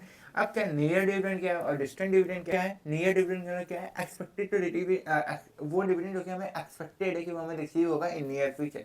ठीक है, एक्सपेक्टेड है कि हमें क्या मिलेगा, वो नियर फ्यूचर में मिलेगा, उसे बोलते हैं नियर डिविडेंड। और जो एक्सपेक्टेड है कि हमें मिलेगा रिसीव आफ्टर लॉन्ग टाइम, जो हमें उम्मीद है कि वो हमें लॉन्ग टाइम के बाद मिलेगा, उसे बोलते हैं distant dividend. Theories of dividend में दो टाइप की थ्योरीज आते हैं, कौन कौन से, एक आता है क्या, रिलेवेंस थ्योरी, और एक आता है मेरा कौन सा, एक आता है मेरा इररिलेवेंस थ्योरी। रिलेवेंस थ्योरी में मेरा वॉल्टर मॉडल और गोल्डन मॉडल आता है, और इररिलेवेंस थ्योरी में मेरा एमएम हाइपोथेसिस जो कि एमएम अप्रोच भी है वो आता है, ठीक है। तो बात करते हैं यहाँ पे थ्योरीज के बारे में। तो सबसे पहले मेरा क्या आ रहा है, सबसे पहले मेरा क्या है, रिलेवेंस थ्योरी कौन सी थ्योरी होती है, dividend that affect firm value. वो डिविडेंड तब आप पे करते हो या तब वो ऐसे डिविडेंड जब आप उसे पे करते हो तो वो क्या करते हैं, हमारे फर्म के वैल्यू को अफेक्ट करते हैं ना, हमारे फर्म के वैल्यू को अफेक्ट करते हैं, उन्हें बोलते हैं क्या, रिलेवेंस थ्योरी। अब रिलेवेंस थ्योरी में सबसे पहला क्या आएगा मेरा, सबसे पहला आएगा वॉल्टर मॉडल। क्या आएगा, वॉल्टर्स मॉडल। ये वॉल्टर्स मॉडल क्या है, वॉल्टर्स मॉडल क्या होते हैं, वॉल्टर मॉडल्स की बात करें तो ये दिया किसने था, ये दिया था मेरे, ये दिया किसने था, ये दिया था जेम्स ई वॉल्टर ने। जेम्स ई वॉल्टर ने वॉल्टर थ्योरी दिया और इन्होंने बताया, इसको देने के पीछे का रीजन क्या था, इनका देने के पीछे का रीजन ये था कि पहली बात तो डिविडेंड पॉलिसी जो होती है ये इसलिए दी, ये बताना चाह रही है कि डिविडेंड पॉलिसी अफेक्ट करती है हमारे शेयर प्राइस को। Dividend policy affect share price, dividend policy क्या करती है, शेयर प्राइस को अफेक्ट करती है। और डिविडेंड ऑन रिलेशनशिप, और ये बताना क्या चाह रहे थे, देखिए पहली बात तो ये थ्योरी में, वॉल्टर मॉडल की थ्योरी में ये बताया कि डिविडेंड पॉलिसी जो होगी वो अफेक्ट करेगी शेयर प्राइस को। हमने पहले ही पढ़ा कि डिविडेंड क्या करती है, अफेक्ट करती है फर्म वैल्यू में, रिलेवेंस थ्योरी का मतलब है। लेकिन जेम्स ई वॉल्टर क्या बताना चाह रहे थे, वो ये बताना चाह रहे थे relationship between return on investment और कॉस्ट ऑफ इक्विटी। किस तरह रिटर्न ऑन इन्वेस्टमेंट और कॉस्ट ऑफ इक्विटी के बीच में रिलेशन है, इसको शो कर रहे थे, क्या रिलेशनशिप को शो कर रहे थे, किसके बीच में, cost of equity and return on investment. कि आपको जो आप इन्वेस्टमेंट कर रहे हो, ठीक है, जो आप इक्विटी खरीद रहे हैं वो इन्वेस्टमेंट है, अब उस पर आपको क्या रिटर्न मिल रहा है, इसी के बीच के रिलेशन को बताया गया, किसके द्वारा, वॉल्टर मॉडल के द्वारा बताया गया। आगे बी मेरा क्या निकल के आता है, गॉर्डन मॉडल। क्या आता है मेरा, गॉर्डन मॉडल। अब गॉर्डन मॉडल क्या बात करता है, गॉर्डन मॉडल बात करता है किसके बारे में, गॉर्डन मॉडल बात करता है इन्वेस्टर प्रेफर, क्या, investor prefer certain dividend now over uncertain future gain। Investor हरदम ऐसे डिविडेंड चाहते हैं जो उनको अभी तुरंत मिल जाए, रेदर देन उन्हें वो डिविडेंड नहीं चाहिए जो उन्हें फ्यूचर में मिले। मतलब अगर मैं आज आपको 10 रुपये दे रहा हूँ तो आप वो लोगे या बोलोगे, हम बोलते हैं कि नहीं आप आज 10 रुपये में लीजिए, मैं कल आपको 20 रुपये दूंगा, तो इसका तो भरोसा नहीं है ना कि ये 20 रुपये आपको मिलेगा ही मिलेगा, तो आप बोलोगे नहीं ये 10 रुपये मुझे दे दो। तो यही गॉर्डन मॉडल बात करते हैं कि जो इन्वेस्टर्स होते हैं उन्हें अभी जो डिविडेंड मिलने वाली है वो ज़्यादा प्रेफर करते हैं रेदर देन कि उन्हें फ्यूचर में जाके कोई गेन मिलेगा, फ्यूचर में जाके उन्हें कोई इन्वेस्टमेंट पे फ़ायदा मिलेगा ना। जैसे शेयर खरीद, अगर आप शेयर खरीदे होंगे तो उसके ऊपर क्या होता है कि हमको एक डिविडेंड मिलता रहता है, तो वो डिविडेंड हमें ये प्रूफ देता है, थोड़ा सा हमें ये भरोसा देता है कि चलो हमें कुछ ना कुछ तो फ़ायदा मिल रहा है, रेदर देन हम इस पर भरोसा नहीं रखते या इस पर स्टिक नहीं रहते हैं कि यार वो शेयर की वैल्यू बढ़ेगी कि नहीं बढ़ेगी। हमें उस पर कुछ डिविडेंड मिलता रहता है, हमें उस पर कुछ पैसे मिलते रहते हैं, ठीक है। तो ये हो गया फ्यूचर के। आगे इसको और क्या बोला जाता है, ऑल्सो कॉल्ड, गॉर्डन मॉडल को क्या बोला जाता है, also called bird in hand theory. और क्या कहा जाता है, डिविडेंड थ्योरी भी इसे कहा जाता है, क्या, डिविडेंड थ्योरी भी इसे कहा जाता है। आगे हम बात करेंगे, ठीक है। अब हम बात करेंगे इररिलेवेंस थ्योरी के बारे में, किसके बारे में, एर थ्योरी के बारे में बात करेंगे। ये किसने दिया, एमएम हाइपोथेसिस ने दिया, एमएम हाइपोथेसिस के द्वारा दिया गया। एमएम हाइपोथेसिस थ्योरी सबसे पहला थ्योरी था क्योंकि इररिलेवेंस थ्योरी में पहला थ्योरी बन गया है, ठीक है। फ्रैंको मॉडिगिलानी एंड मैटॉन मिलर ने इस थ्योरी को दिया, ठीक है। इसका कोर आइडिया क्या था, इस थ्योरी का कोर आइडिया क्या था, dividend policy does not affect firm value. जो भी डिविडेंड होगा ना, जो भी डिविडेंड होगा वो अफेक्ट नहीं करेगा, dividend does not affect, dividend affect नहीं करेगा, does not affect firm value. Dividend कभी भी आपके फर्म के वैल्यू को अफेक्ट नहीं करता, ये बताने की कोशिश की है कौन, इररिलेवेंस थ्योरी ने बताया, जो कि इररिलेवेंस थ्योरी में सबसे पहले जो थ्योरियन हुए एमएम हाइपोथेसिस के थ्रू, अप्रोच के थ्रू उन्हें बताया, ठीक है। फिर क्या है, तो इसका मतलब क्या होगा, डिविडेंड पॉलिसी इररिलेवेंट है, डिविडेंड पॉलिसी इररिलेवेंट है इन्होंने बोला, इररिलेवेंट है इन्होंने बोला। सिंपल सी बात है, एमएम हाइपोथेसिस हमें ये बताएगा कि डिविडेंड पॉलिसी क्या होता है, अफेक्ट नहीं करता फर्म वैल्यू का। इसका मतलब ये है कि डिविडेंड पॉलिसी इररिलेवेंट है, फर्म वैल्यू डिपेंड करता है, firm value depend on earning and investment. Firm की वैल्यू जो होती है ये अर्निंग पे और उसके इन्वेस्टमेंट पे डिपेंड करती है, ठीक है। आगे क्या है, सेकंड मेरा आता है क्या, सेकंड मेरा क्या आता है, अब कुछ डिविडेंड पॉलिसीज के ऊपर बात करेंगे, ठीक है। अब किसके बारे में बात करेंगे, कुछ डिविडेंड पॉलिसीज के ऊपर बात करेंगे। जैसे स्टेबल डिविडेंड पॉलिसी आता है, कांस्टेंट पे आउट पॉलिसी आता है, रेसिडुअल डिविडेंड पॉलिसी आता है, इररेगुलर डिविडेंड पॉलिसी आता है और हाइब्रिड डिविडेंड पॉलिसी आता है। तो कुछ डिफरेंट टाइप के डिविडेंड पॉलिसी आते हैं, उनके ऊपर बात करेंगे। यहाँ पे नहीं लिखा गया है, चलिए हम यहीं पे बात कर लेते हैं। कुछ डिविडेंड पॉलिसीज के ऊपर बात करते हैं। तो डिविडेंड पॉलिसी में क्या है, डिफरेंट पॉलिसी आते हैं। सबसे पहला हमारा क्या आता है, स्टेबल डिविडेंड पॉलिसी। क्या, stable dividend policy, that means कि आपको आपका जो डिविडेंड है वो क्या होगा, कांस्टेंट होगा। ठीक है। फिर आता है हमारा क्या, constant pay out ratio policy. Constant pay out ratio policy, ये क्या होता है, it refers to the portion of total earning distributed among equity share holder. ठीक है, ये क्या होता है, किस पोर्शन में आप इक्विटी शेयर होल्डर को डिविडेंड डिस्ट्रीब्यूट कर रहे हो, इसी के बारे में बात करता है कौन, constant pay out ratio policy. ये बोलता है कि आप जो इक्विटी शेयर होल्डर को जो भी डिविडेंड पे कर रहे हो वो एक कांस्टेंट रेट का पे करना चाहिए। यहाँ भी क्या बात किया गया, यहाँ पे बात किया गया क्या, stable dividend policy constant dividend के बारे में बात करता है, ये भी कांस्टेंट डिविडेंड के ही बारे में बात करता है, लेकिन यहाँ पे कौन आ जाता है, यहाँ पे इक्विटी शेयर होल्डर के खाली कांस्टेंट डिविडेंड के ऊपर बात किया जाता है। ठीक है। फिर आगे क्या है, स्टेबल आ गया, कांस्टेंट हो गया। फिर आता है मेरा क्या, फिर आता है मेरा हाइब्रिड डिविडेंड पॉलिसी। ये क्या होता है, कॉम्बिनेशन होता है इसका, स्टेबल एंड एक्स्ट्रा डिविडेंड का। तो यहाँ पे सर एक्स्ट्रा डिविडेंड क्या है, ठीक है, तो यहाँ पे एक्स्ट्रा डिविडेंड क्या है, मतलब कुछ बोनस डिविडेंड देना। ठीक है, तो उसी को बोलते हैं extra dividend. Irregular dividend policy भी आता है क्या, इररेगुलर डिविडेंड पॉलिसी भी होता है। ये क्या होता है, अनसर्टेन प्रॉफिट के ऊपर मिलता है, लेकिन हाँ ये मिलता बहुत ज्यादा है ना, ये अनसर्टेन प्रॉफिट के ऊपर मिलता है, लेकिन हाँ ये डिविडेंड क्या होता है कि नॉर्मल डिविडेंड से ज़्यादा रिटर्न मिलता है इस पर, या नॉर्मल डिविडेंड से ज़्यादा ये होता है। इरेगुलर डिविडेंड पॉलिसी इसलिए कहा जाता है, ये रेगुलर के हिसाब से नहीं मिलता है, लेकिन आपकी फर्म जिस हिसाब से प्रॉफिट कर रही है उसके ऊपर मिलता है ये। ठीक है, चलिए आगे बात करेंगे कुछ एक्स्ट्रा डिविडेंड पॉलिसी के बारे में, या कुछ एक्स्ट्रा इस टॉपिक के रिलेटेड क्या पढ़ सकते हैं सब एक्स्ट्रा, मिलर और मॉडल। ये मिलर और मॉडल है जो कि हमें इस यूनिट में कुछ एक्स्ट्रा में मिला, कि अभी तक जो भी चीज़ें हम पढ़ रहे थे वो कहीं ना कहीं आपके यूनिट के टॉपिक से रिलेटेबल था, बट ये थोड़ा सा क्या है, डिफरेंट है। ये मिलर और मॉडल है, ये क्या बताता है, ये किस बारे में बात करता है, इसके बारे में बात करेंगे कि मिलर और मॉडल किसके बारे में बात करता है। ये बोलता है कि ये किसके बारे में बात करता है, मैनेजमेंट ऑफ कैश, किस तरह आप क्या करते हो, कैश को मैनेज करते हो, ये इसके बारे में बात करता है। इसके बारे में बात करता है, management of cash. When a firm predict its daily cash inflow and outflow with certainty. Management of cash, that means when firm predict its daily inflow and outflow, the firm अपना daily inflow and outflow एक certainty के साथ करता है, तो उसी को बोलते हैं क्या, मिलर और मॉडल ना, सर्टिनिटी के साथ तब करता है। ठीक है, तो उसी को बोलते हैं क्या, मिलर और मॉडल। ये क्या बात करता है, मैनेजमेंट ऑफ कैश के बारे में, कि किस तरह एक फर्म अपने इनफ्लो और आउटफ्लो ऑफ कैश को एक पर्टिकुलर सर्टेनिटी के साथ करता है। विमल कैश मॉडल, विमल कैश मॉडल के बारे में जानेंगे। उसके बुकिश लैंग्वेज के थ्रू क्या करता है, ये assume certain and predictable cash, assume certain and predictable cash requirement. Cash requirement मतलब कि सर्टेन और प्रिडिक्टेबल कैश रिक्वायरमेंट को क्या करता है, एज्यूम करता है with constant cash flow, with constant cash flow.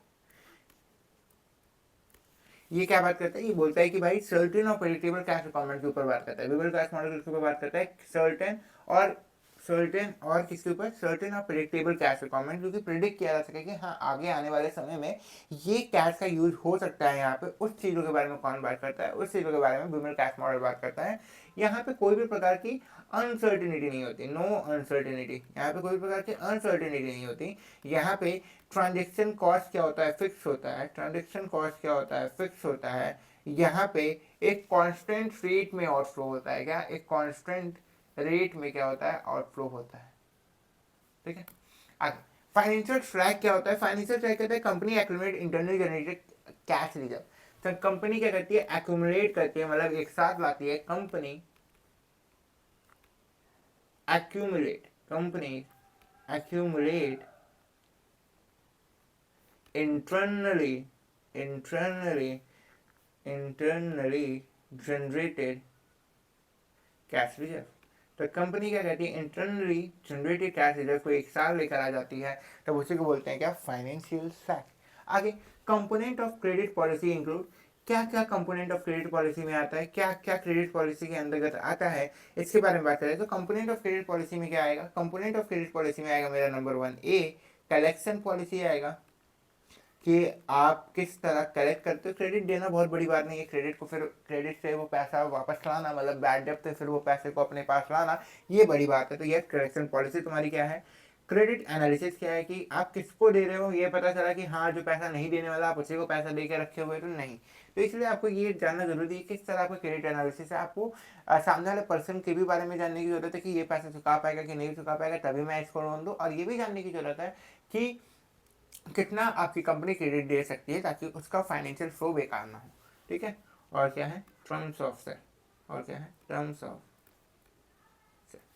चल आगे बात करेंगे सीपीपी अकाउंटिंग क्या होता है। सीपीपी अकाउंटिंग क्या होता है, CPP accounting restate, CPP accounting restate financial statement, restate करता है फाइनेंशियल स्टेटमेंट, रिफ्लेक्ट क्या रिफ्लेक्ट करता है, change in, reflect change in general purchasing power of money।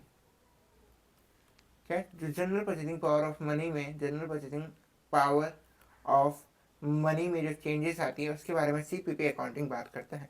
और जैसे इसमें क्या होता है कि दो तरह के जनरल, अब इसको क्या क्या जाता है, दो टाइप में बांटा जाता है। एक एक बात करता है किसके बारे में, नॉन मॉनेटरी आइटम के बारे में। एक बात करता है क्या, नॉन मॉनेटरी आइटम के बारे में, नॉन मॉनेटरी आइटम के बारे में जिसका अमाउंट फिक्स हो। और एक बात करता है क्या, मॉनेटरी आइटम के बारे में जिसका अमाउंट फिक्स नहीं होता। नॉन मॉनेटरी आइटम जैसे क्या हो सकते हैं, बिल्डिंग हो सकते हैं, अमाउंट फिक्स है।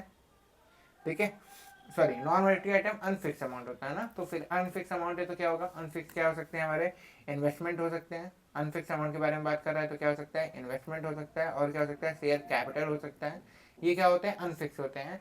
कितना इन्वेस्टमेंट आ रहा है, कितने शेयर कैपिटल, कितने कैपिटल लग रहे हैं कंपनी में ना, कितने लोग शेयर हैं, ये फिक्स नहीं है, ये कभी घट सकता है बढ़ सकता है। लेकिन अगर मॉनेटरी आइटम की बात करें तो ये फिक्स चीज़ों के बारे में बात करते हैं। जैसे जैसे लोन क्या है कंपनी का, ठीक है, एक लोन तो फिक्स होगा ना, कंपनी ये लोन लेगी फिर उसके बाद वो लोन फिक्स हो जाएगा, फिर उसके बाद लोन लेगी तो वो भी फिक्स हो जाएगा। तो ये क्या होता है मेरा, ये करंट अमाउंट के ऊपर डिपेंड करता है, इसीलिए हम इसे बोलते हैं फिक्स है। और फिर क्या है, लोन हो गया, बैंक बैलेंस हो गया, ये भी एक टाइप से फिक्स है। कैसे फिक्स है, ये करंट अमाउंट के ऊपर निर्भर करता है कि आपका कैश फ्लो कैसा है, उस हिसाब से बैंक बैलेंस में जान सकते हैं। लेकिन इन्वेस्टमेंट वगैरह अनफिक्स होता है। ठीक है, आगे एक और क्या हो सकता है, बिल रिसीवेबल्स हो सकते हैं, बिल रिसीवेबल्स हो सकते हैं।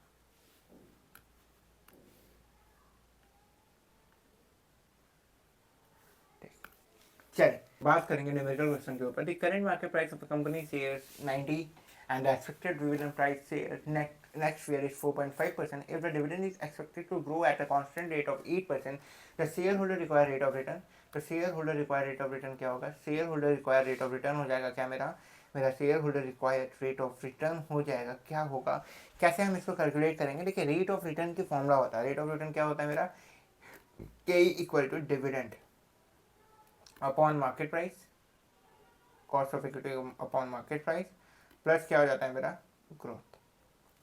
डिविडेंड कितना का था 4.5, मार्केट प्राइस कितने का था 90, और मेरा कितना हो जाएगा 8% का क्या हो जाएगा मेरा ग्रोथ हो जाएगा।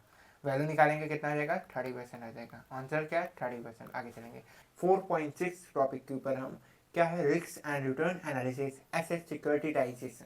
ठीक है, इसके ऊपर बात करेंगे रिस्क क्या होता है। इसमें सबसे पहले हम बात करेंगे क्या रिस्क क्या होता है। रिस्क क्या है, uncertainty, uncertainty of expected return.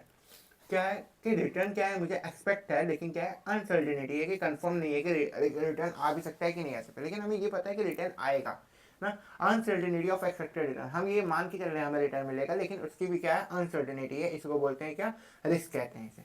ठीक है, रिटर्न क्या होता है, गेन और लॉस किससे, from a investment over a period of time, over a period of time. क्या गेन और लॉस होना over a period of time, इसी को बोलते हैं क्या रिटर्न। अच्छा रिस्क फ्री रेट क्या होता है, रिस्क फ्री रेट होता है क्या कंपन फॉर टाइम, टाइम के लिए जो कंपनसेशन दिया जाता है उसे बोलते हैं क्या risk free rate. Types of risk क्या होता है, डिफरेंट टाइप्स के रिस्क होते हैं। सबसे पहला रिस्क हमने पढ़ा है एकदम, सिस्टमैटिक रिस्क होता है। एक रिस्क होता है जिसे हम लोग बोलते हैं क्या सिस्टमैटिक रिस्क, और एक रिस्क होता है जिसे हम लोग बोलते हैं क्या अनसिस्ट रिस्क। तो ये सिस्टमैटिक रिस्क क्या होता है और अनसिस्टमैटिक रिस्क क्या होता है। सिस्टमैटिक रिस्क होता है जो कि क्या करता है, अफेक्ट करता है क्या, इंटायर मार्केट को, अफेक्ट करता है क्या, इंटायर मार्केट को। जैसे कि एग्जांपल, सर एग्जांपल क्या होगा इसका, इन्फ्लेशन हो गया ना, इन्फ्लेशन हो गया, रिसेशन हो गया, ये क्या है, सिस्टमैटिक रिस्क का एग्जांपल है जिसको हम लोग मेजर कर पाते हैं, जिसको हम लोग जान पाते हैं कि हाँ ये रिस्क होने वाला है। आगे अगर हम बात करें इसको मेजर कैसे किया जाता है, इसको मेजर कैसे किया जाता है, इसको मेजर किया जाता है किसके द्वारा, बेटा के द्वारा, ठीक है, इक्वल टू क्या होता है, सेंसिटिविटी कोएफिशिएंट।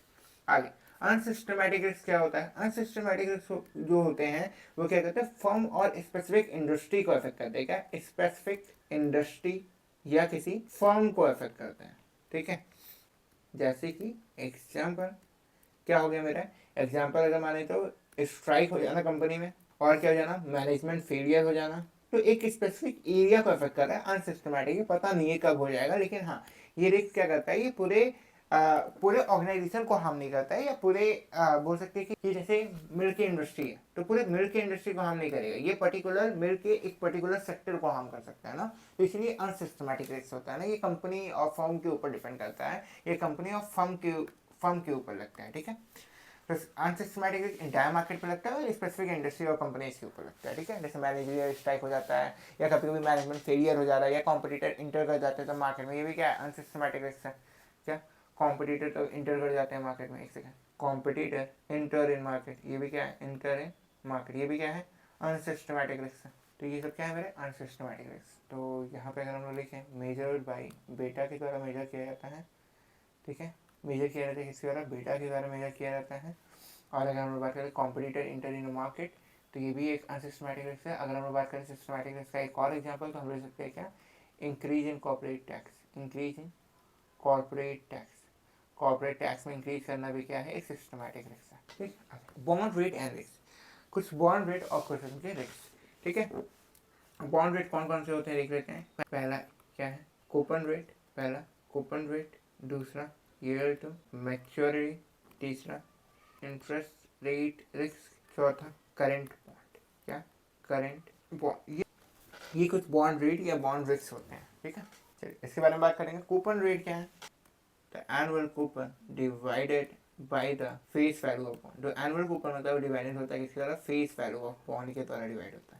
इसमें बहुत ज़्यादा हमें डीप नहीं पढ़ना है, इसलिए जो इसके स्पेसिफिक चीज़ें हैं खाली मैं उस पर फोकस करके वो आपको बता रहा हूँ, क्योंकि ये क्वेश्चन ऐसा है कि एक बार आया आपके एग्जाम में, लेकिन ये है कि मैं हर एस्पेक्ट को हम लोग कवर करके चल रहे हैं, इसीलिए हम इसको भी आपको पढ़ा रहे हैं ताकि आप इस पॉइंट को भी, इस चीज़ को भी जान जाओ, ठीक है। एक ही बार आया है इसलिए बहुत ज़्यादा डीप नहीं जाएंगे, जितना एग्जाम में पूछा है उस हिसाब से जाएंगे, ठीक है।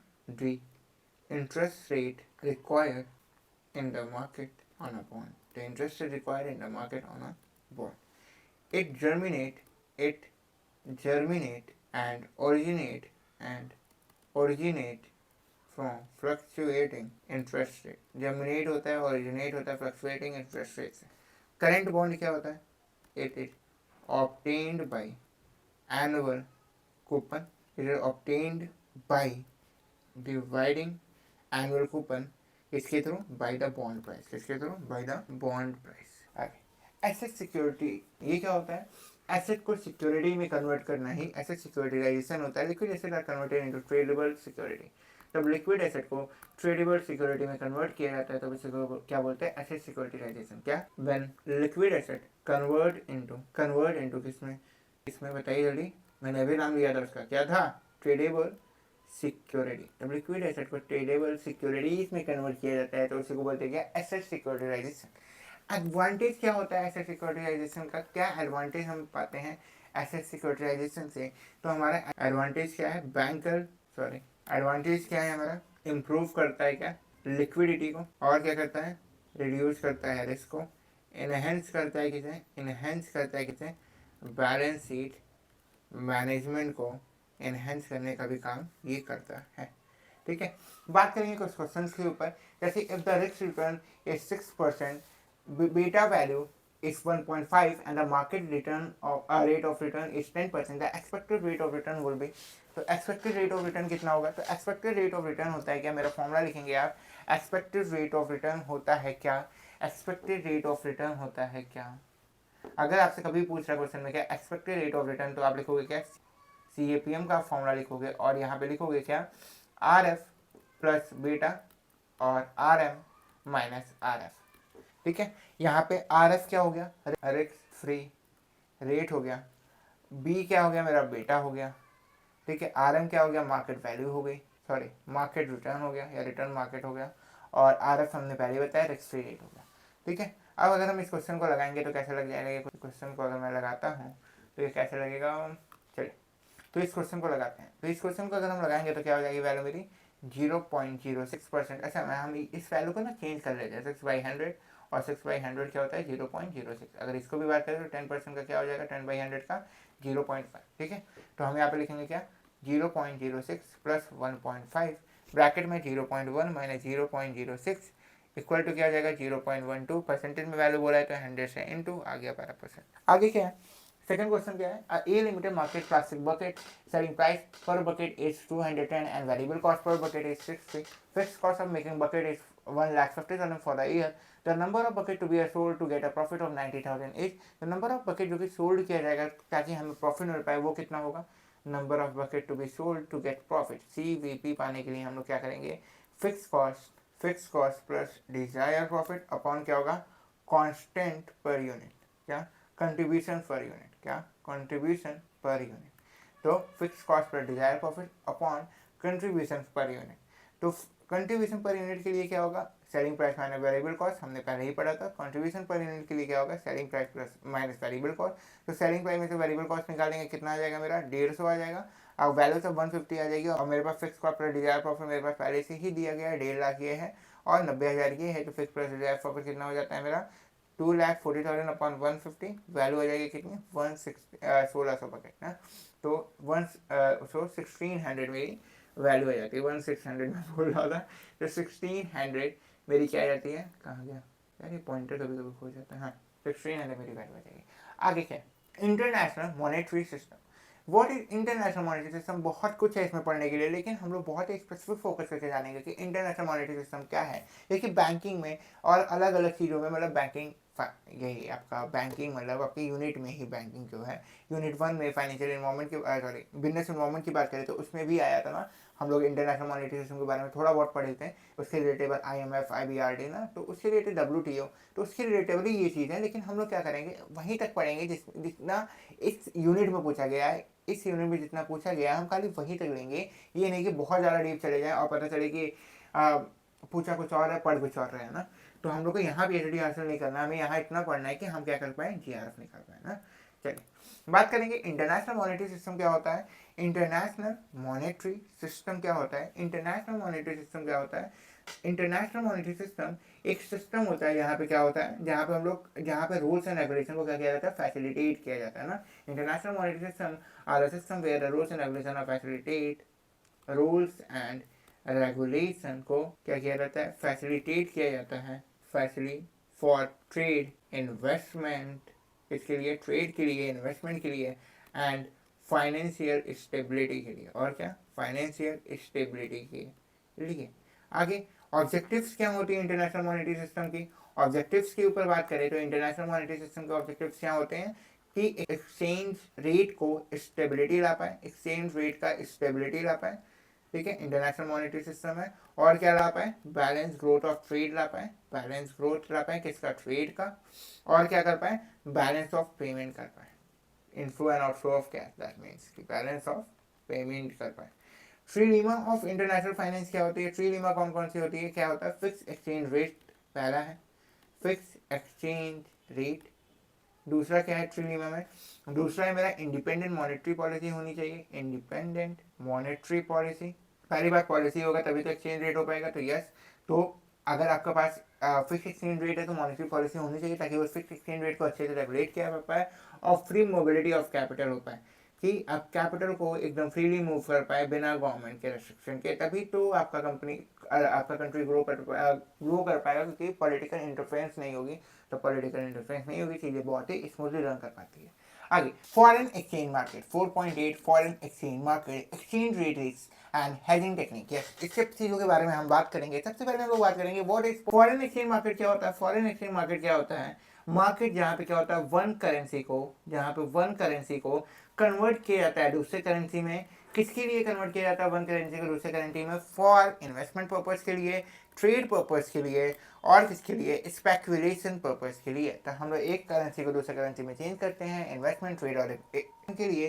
तो उसी को क्या बोलते हैं? उसी को बोलते हैं क्या? उसी को बोलते हैं फॉरेन एक्सचेंज मार्केट। तो फॉरेक्स स्वैप क्या होता है? फॉरेन एक्सचेंज मार्केट में जो फॉरेन करेंसी का स्वैप किया जाता है, फॉरेन करेंसी को फेयर बदल किया जाता है, उसी को बोलते हैं क्या? Forex swap. अगर हम इसको बोलेंगे तो क्या बोलेंगे? आई स्पॉट। अगर हम इसको बुकिश लैंग्वेज में जानेंगे तो क्या बोलेंगे? आई spot sell of a currency, spot sell of a currency, a spot sell of a currency combined with किसके साथ? A forward repurchase of the same currency, तो क्या होता है? स्पॉट सेल होता है करेंसी और वो कंबाइन किया जाता है forward repurchase of the same currency, तो उसी को बोलते हैं क्या? Forex swap. तो उसी को बोलते हैं क्या? Forex swap. Function of foreign exchange market. Foreign exchange market का फंक्शन क्या है? फंक्शंस होते हैं फॉरेन एक्सचेंज मार्केट के। क्या क्या फंक्शन है बात कर लेते हैं हम लोग फटाफट से। क्या है फॉरेन एक्सचेंज मार्केट का फंक्शन? क्या है कि ट्रांसफर करना।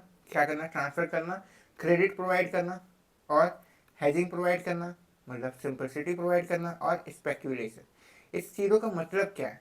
ट्रांसफर का मतलब क्या होता है? इंटरनेशनल पेमेंट को फैसिलिटेट करना। ठीक है, इंटरनेशनल पेमेंट को फैसिलिटेट करना। क्रेडिट का मतलब क्या होता है? क्रेडिट का मतलब क्या होता है कि आपको एक टाइप का लोन प्रोवाइड करना ना, शॉर्ट टर्म लोन। आगे हेजिंग का मतलब क्या होता है? एक्सचेंज रेट फ्लक्चुएशन को प्रोटेक्ट करना ना। हेजिंग का मतलब क्या होता है? एक्सचेंज रेट फ्लक्चुएशन को क्या करता है? प्रोटेक्ट करने का काम करता है, उससे तुम्हें प्रोटेक्ट करने का काम करता है। आगे स्पेकुलेशन में क्या किया जाता है? स्पेकुलेशन में मान लीजिए ए कंट्री है और बी कंट्री है। बी कंट्री के पास क्या है?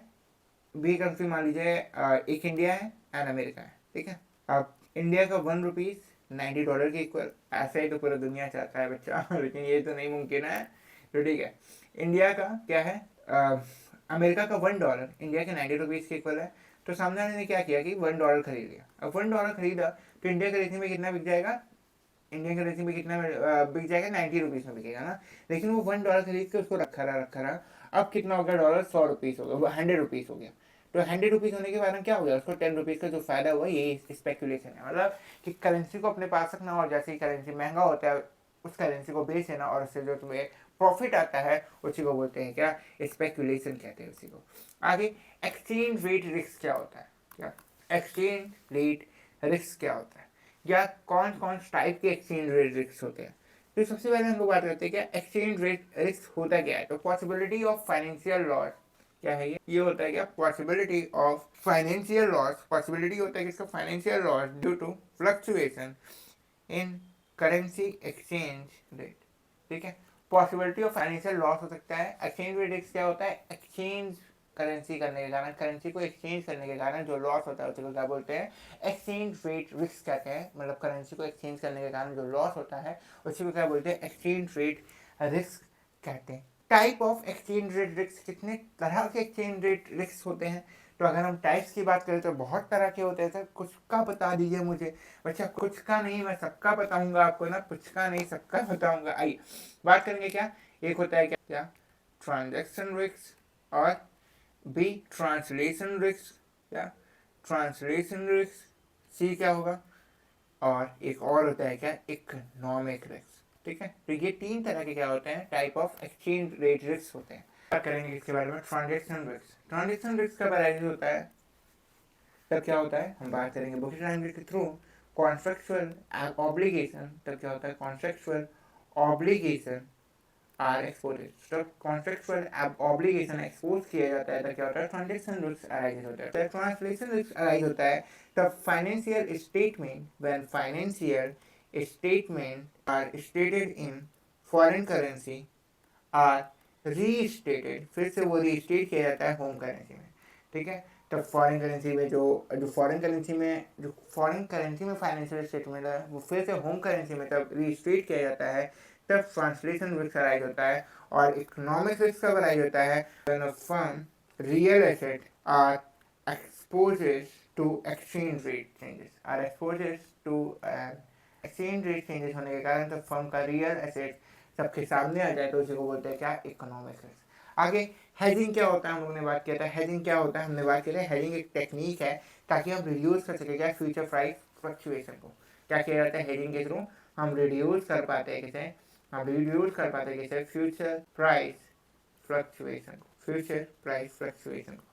हेजिंग कॉन्सेप्ट की बात करें तो इसमें बहुत सारे कॉन्सेप्ट आते हैं, जैसे यूरोपियन यूनियन, जैसे यूरोपियन यूनियन। फिर क्या आता है? ऑप्टिमम प्रीमियम, क्या ऑप्शन प्रीमियम। और फिर क्या आता है? इन मनी ऑप्शन, क्या? In money option. और फिर लास्ट क्या है? अमेरिकन ऑप्शन, क्या? American option. तो सबसे पहले क्या आता है? European option. क्या है? यूरोपियन यूनियन नहीं, यूरोपियन ऑप्शन। लेकिन कॉन्सेप्ट में बहुत सारे ऑप्शन आते हैं, उसमें क्या आता है कि यूरोपियन ऑप्शन भी आता है। यूरोपियन ऑप्शन क्या है? Option contract are exercise only on maturity date, ठीक है। इट इज ऑप्शन प्रीमियम क्या है? It is paid by the buyer of the option upfront to the option earlier when the immediate. In money option क्या है? When the immediate exercise of an option, जब immediate exercise होता है option का तो उसे बोलते हैं क्या? In money option. American option क्या होता है? Any date up to maturity, जैसे पे किया रहा है एनी डेट मैच्योरिटी के पहले, ठीक है। ये मैच्योरिटी पे किया जाता है, मैच्योरिटी की एनी डेट पे किया जाता है, ठीक। आगे फाइनेंशियल हेजिंग टेक्निक क्या होती है? Financial hedging technique different technique होती है इसमें। जैसे इसमें क्या आता है? इसमें जैसे क्या आता है? इसमें आता है पहला फॉरवर्ड कॉन्ट्रैक्ट हेजिंग। फिर दूसरा क्या आता है? फ्यूचर कॉन्ट्रैक्ट हेजिंग, क्या? Future contract hedging.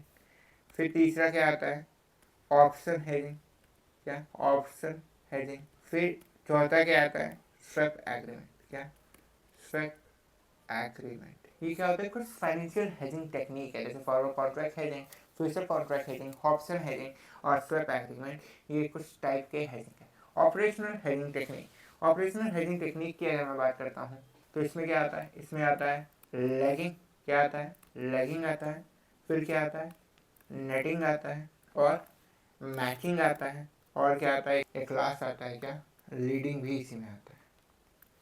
तो बात करेंगे इन सब के ऊपर। लैगिंग क्या होता है? सबसे पहले लैगिंग क्या होता है वो किस लैंग्वेज से समझते हैं? लैगिंग क्या होता है? The practice of delaying cases को from foreign currency receivable receivables whose currency are likely to appreciate. क्या करना? लैगिंग का मतलब क्या होता है कि आप क्या करते हो कि डिले करते हो, रिसीव फॉरेन करेंसी को रिसीव करने के लिए आप डिले करते हो, क्योंकि आपको पता है कि सामने वाले का करेंसी क्या होने वाला है? अप्रिसिएट होने वाला है। जब करेंसी अप्रिसिएट होगा तब हम क्या कर पाएंगे? तो वो करेंसी का मुझे फायदा ज़्यादा मिलेगा, इसलिए आप क्या करते हो? वेट करते हो।